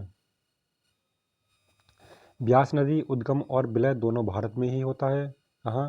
देखिए, इसका निकलती भी ये भारत से ही है और विलय भी इसका भारत में ही होता है। ये कहीं किसी दूसरे देश में जाकर नहीं मिलती है, ये भारत में ही इसका विलय होता है। हिमाचल प्रदेश से निकलती है तथा पंजाब में कपूरथला हरिके सतलज नदी में मिल जाती है। ये सतलज नदी तिब्बत में मानसरोवर के निकट राकस ताल हिमनद से निकलती है। कहाँ से निकलती है? राकस ताल हिमनद से निकलती है सतलज नदी, बहुत ही महत्वपूर्ण है। नदी तिब्बत में मानसरोवर के निकट से कहाँ निकलती है? राकस ताल हिमनद से निकलती है। आपको याद रखना है, भारत में हिमाचल प्रदेश में प्रवेश करती है। कहाँ प्रवेश करती है भारत में? हिमाचल प्रदेश में प्रवेश कर जाती है। जबकि सिंधु नदी लेह में प्रवेश करती है। देखना, दोनों अलग हैं। जो ये सतलज नदी है वो हिमाचल में प्रवेश करती है और सिंधु नदी कहाँ है? लेह में प्रवेश करती है। सतलज नदी पंजाब में ब्यास नदी में मिल जाती है। कहाँ मिलती है? जब सतलज नदी पंजाब में ब्यास नदी में मिलती है। आगे चलकर पाकिस्तान में ये चिनाब नदी में मिल जाती है। ये आगे चलकर कहाँ मिलती है? चिनाब नदी में मिलती है, जिसमें पहले ही झेलम और रावी मिल चुकी हैं। क्या मिल चुकी हैं पहले से ही? इसमें झेलम और रावी पहले से ही इसमें मिल चुकी हैं। इसमें मिलती है क्या? कहाँ क्या मिलती है? सतलज नदी मिलती है। अंततः सतलज नदी सिंधु नदी से मिल जाती है और इसे पंचनद भी कहा जाता है। क्या कहा जाता है? पंचनद भी कहा जाता है। बहुत ही महत्वपूर्ण प्रश्न है ये। आगे देखते हैं। देखिए, सिंधु नदी का सहायक नदियों का उत्तर से दक्षिण की तरफ क्रम देख लेते हैं। पहले झेलम है, उत्तर से दक्षिण देखते हैं। देखिए, कहाँ से उत्तर इधर होता है? देखिए, पूरब, यह पूरब, पश्चिम, उत्तर, दक्षिण। तो ये कहाँ देखना है हमें? उत्तर से दक्षिण की ओर देखना है, इस ओर। तो क्रम देखिए, पहले झेलम आती है, फिर चेनाब आती है, क्योंकि उत्तर में तिब्बत पड़ता है तो तिब्बत से निकलती है, तो जाहिर सी बात है कि आपका उत्तर से दक्षिण की ओर बहेगी वो। तो देखिए, झेलम, चेनाब और रावी, व्यास, सतलज, ये क्या है? ये सारी की सारी उत्तर से दक्षिण की ओर बहने वाली नदियों का क्रम है। पूछा जाता है क्रम से मिलाइए, तो ये आपको क्रम याद रखना है। कौन सा क्रम है? पहले झेलम आती है, झे ची रा व्या सा, क्या है इसका? ऐसे देख सकते हैं। पहले झेलम से झा आएगा, फिर ची आएगा, ऐसे देख सकते हैं आप इसको। अगर ट्रिक देख लेंगे तो पहले क्या है ट्रिक इसकी देख सकते हैं। पहले जी लिख लीजिए, फिर सी, फिर आर, फिर वी, फिर एस। ठीक है, एस को ऐसे लिख सकते हैं, एस। तो JCRBS, क्या है? JCRBS कर सकते हैं आप, इसको याद रखते हैं। झेलम, चिनाब, रावी, ब्यास, सतलज। आगे चलते हैं। सिंधु नदी तंत्र में दो नदियां तिब्बत से आती हैं। कौन कौन सी नदियां तिब्बत से आती हैं? सिंधु नदी और सतलज नदी, ये क्या है? तिब्बत से आती हैं और ये कहाँ गिरती हैं? अरब सागर में गिरती हैं। ये सतलज नदी तो मिल जाती है पहले ही भारत में ही, मगर ये गिरती कहाँ है? अरब सागर में गिरती है। सिंधु व सतलज दोनों ही नदियां मानसरोवर के निकट से निकलती हैं, परंतु ग्लेशियर अलग अलग है। क्या है? ग्लेशियर अलग है, निकलती कहाँ से? मानसरोवर से ही निकलती हैं, लेकिन ये अलग अलग ग्लेशियर से निकलती हैं, क्योंकि नदियाँ ग्लेशियर से ही निकलती हैं। जब बर्फ़ पिघलता है, ग्लेशियर पिघलते हैं, तभी नदियों का बहाव बनता है। इसलिए पूछा जाता है नदियाँ कैसे निकलती हैं? क्योंकि वहाँ बर्फ़ गिरती है। बर्फ़ गिरती है, जब गर्मी के दिन पड़ते हैं, मौसम होता है गर्मी गर्म पड़ता है, तो ग्लेशियर पिघलना शुरू हो जाते हैं। जब पिघलते हैं तो वो एक पानी के बहाव में एक नदियों के रूप में बहना शुरू कर देते हैं। जब बहते हैं तो ये अपने अपने दो अलग अलग ग्लेशियर हैं जो निकलते हैं, अलग अलग जगह से निकलती हैं दोनों नदियाँ, सिंधु और सतलज। मगर निकलती किसके पास से? मानसरोवर के निकट से निकलती हैं। सिंधु नदी शानकोख्याब, सिनकावाब हिमनद, सतलज नदी राकसताल हिमनद। देखिए, दोनों नदियाँ कहाँ से निकलती हैं? सिंधु नदी हैं वो शानकोख्याब, सिनकावाब भी कहते हैं हिमनद, और सतलज नदी निकलती है राकसताल हिमनद से। ये दोनों कहाँ से निकलती है? ये निकलती है शानकोख्याब हिमनद से और ये निकलती है सतलज राकसताल हिमनद से। बहुत ही महत्वपूर्ण हैं दोनों। चिनाब, रावी, ब्यास हिमाचल प्रदेश से निकलती हैं। कहाँ से? चिनाब हो गई, रावी और ब्यास हिमाचल प्रदेश से निकलती हैं। चिनाब नदी कहाँ से निकलती है? बड़ा लाचा दर्रा के पास से निकलती है चिनाब नदी, और रावी कांगड़ा जिले में रोहतांग दर्रे के पास से निकलती है, और ब्यास नदी निकलती है रोहतांग दर्रे के पास से, ब्यास कुंड से निकलती है। ब्यास नदी, इसके नाम से ही पता लगा कि ये रोहतांग दर्रे के पास से ब्यास नदी ब्यास कुंड से निकलती है। आगे देखते हैं। 5 नदियाँ जाकर सिंधु नदी में पाकिस्तान के पठानकोट से मिल जाती हैं। देखिए 5 नदियाँ मिलती हैं, इसलिए कहते हैं पंचनद भी कहा जाता है। और 5 नदियाँ कहाँ मिलती हैं? सिंधु नदी में पाकिस्तान के पठानकोट में मिल जाती हैं। लेह नामक शहर सिंधु नदी के किनारे बसा है। कहाँ? लेह जो है वो कहाँ है? वो सिंधु नदी के किनारे बसा है। जम्मू कश्मीर ये हमारा एक केंद्र शासित प्रदेश है। सिंधु नदी जस्कर एवं लद्दाख की पहाड़ियों के बीच में बहती है। बहुत ही महत्वपूर्ण है। आगे देखते हैं। इसमें श्रीनगर झेलम नदी के किनारे बसा है। किस नदी के किनारे बसा है? तो श्रीनगर है वो झेलम ही नदी के किनारे बसा है। आपको यह भी याद रखना है कि कौन सी नदी के झेलम नदी के किनारे बसा है। आगे देखते हैं। देखिए आगे, सतलज हिमालय प्रदेश में सिपला दर्रे के समीप से प्रवेश करती है। कहाँ से करती है? सतलज नदी है वो हिमाचल प्रदेश में सिपला दर्रे के समीप से प्रवेश कर जाती है। इन नदियों को लेकर भारत पाकिस्तान में 1960 में सिंधु जल समझौता हुआ था, जिसे कहते हैं इंडिया रिवर ट्रेटी कहते हैं, हुआ था, जिसके अनुसार भारत केवल सिंधु नदी का कितना % जल का उपयोग कर सकता है। देखिए यहाँ पर दिया गया है, सिंधु चेनाब झेलम का मात्र 20% ही जल ही इस्तेमाल करेगा। जो समझौता हुआ है 1960 में, तो इसमें समझौता हुआ है, इसमें कि भारत कितना यूज करेगा जल? सिर्फ 20% ही जल करेगा। 80% जल और लोग या वो जिससे समझौता हुआ है वो इसको यूज करेंगे। भारत पाकिस्तान के बीच हुआ है तो जाहिर सी बात है 20% ये करेगा, 80% पाकिस्तान करेगा यूज। ये समझौता हुआ था भारत पाकिस्तान जल समझौता बोलते हैं इसे, या इंडियस रिवर ट्रेटी बोलते हैं। और इसमें परंतु रास्ता प्रभावित या अवरुद्ध नहीं कर सकता। जो भी रास्ता है, रास्ता प्रभावित या अवरुद्ध नहीं कर सकता है। रास्ता तो दोनों के लिए है, तो ये दिया गया है। रावी सतलज और ब्यास का 80% जल इस्तेमाल कर सकता है। देखिए इसमें कहा गया है रावी सतलज और ब्यास का 80% जल इस्तेमाल कर सकते हैं तथा इनका रास्ता भी प्रभावित कर सकता है। इसमें दिया गया है कि इसमें 80% जल इस्तेमाल करेगा, लेकिन रास्ता प्रभावित कर सकता है, इनका रास्ता बदल सकता है नदियों का, इसलिए इसमें दिया गया है। ये आज के महत्वपूर्ण प्रश्न थे। यदि आपको ये प्रश्न अच्छे लगे हों और आप ऐसे ही वीडियो देखना चाहते हैं तो चैनल को सब्सक्राइब कर सकते हैं और इस वीडियो को लाइक कर सकते हैं और अपने साथियों में शेयर कर सकते हैं। जय हिंद।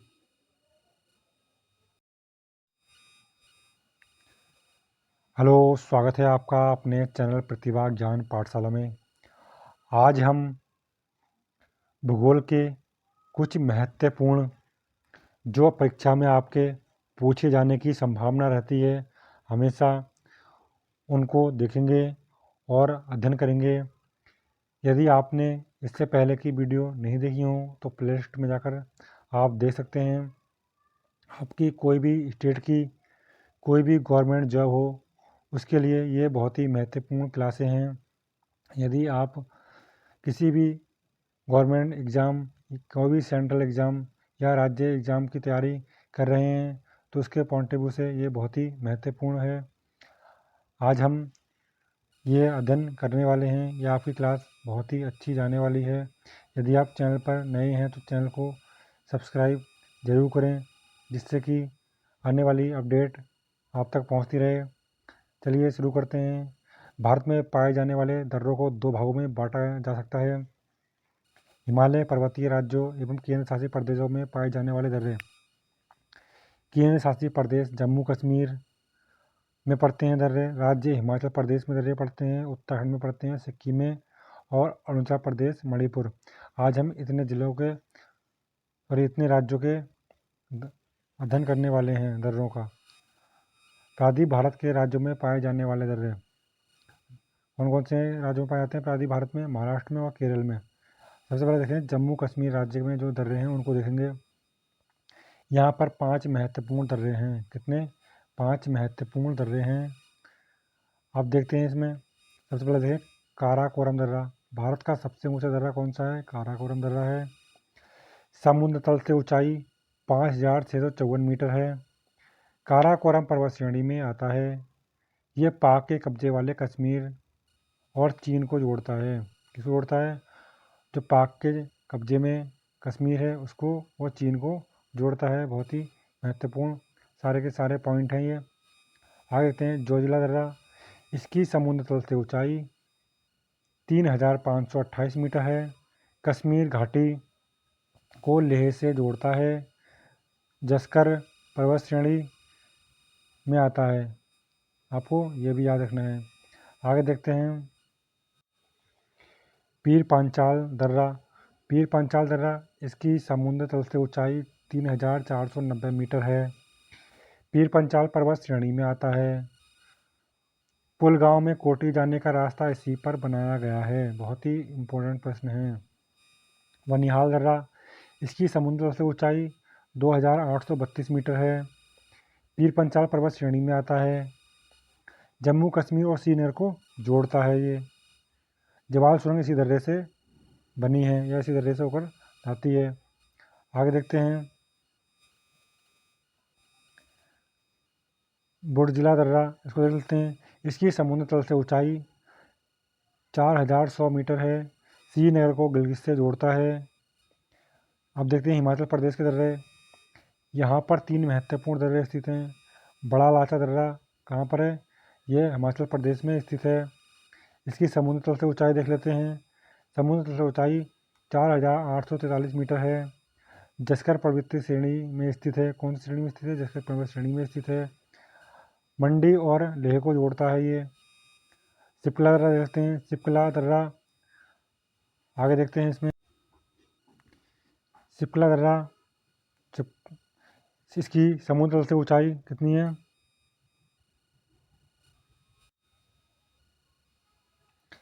4300 मीटर है। जस्कर श्रेणी में स्थित है। कौन सी श्रेणी में स्थित है? जस्कर श्रेणी में स्थित है। शिमला को तिब्बत से जोड़ता है। सतलुज नदी भारत में इसी के पास से प्रवेश करती है। कहाँ करती है? सतलुज नदी भारत में इसी के पास से प्रवेश करती है। बहुत ही महत्वपूर्ण प्रश्न है। रोहतांग दर्रा हिमाचल की पीर पंचाल श्रेणी में स्थित है।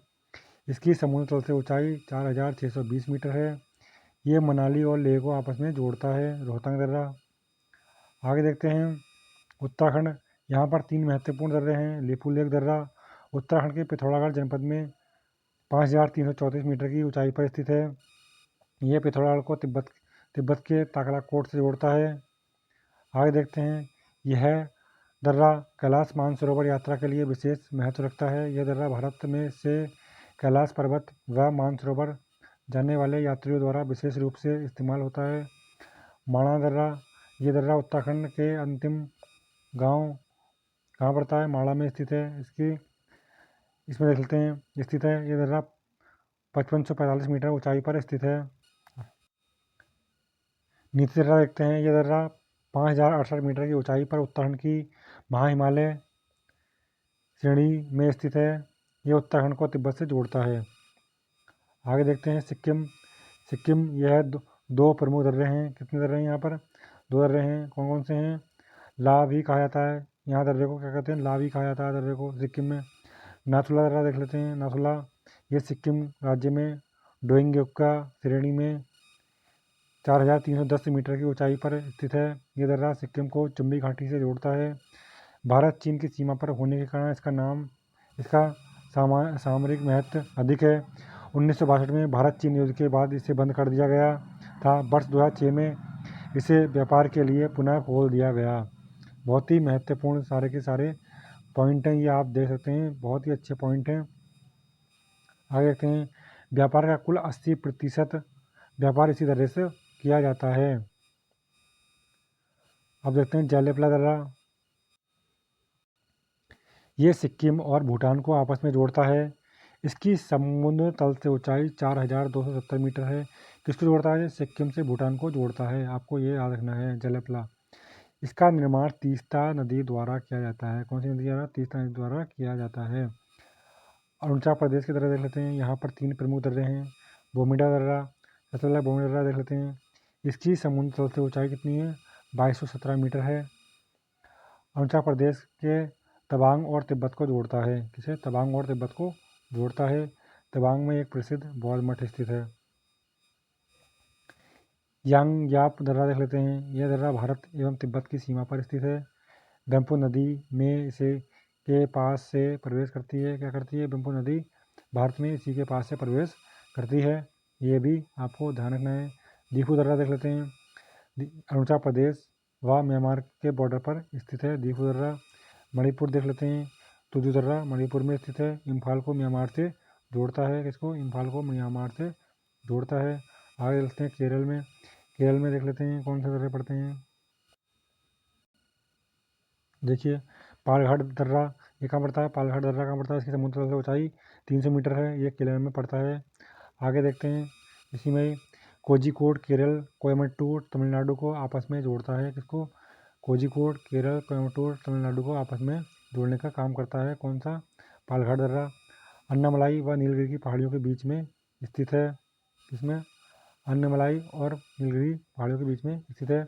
सेनकोटा ये भी कहाँ पर है, ये भी केरल का महत्वपूर्ण दर्रा है। ये इलायची पहाड़ियों कार्डेमम या कार्डामोम हिल्स में 210 मीटर की ऊंचाई पर स्थित है।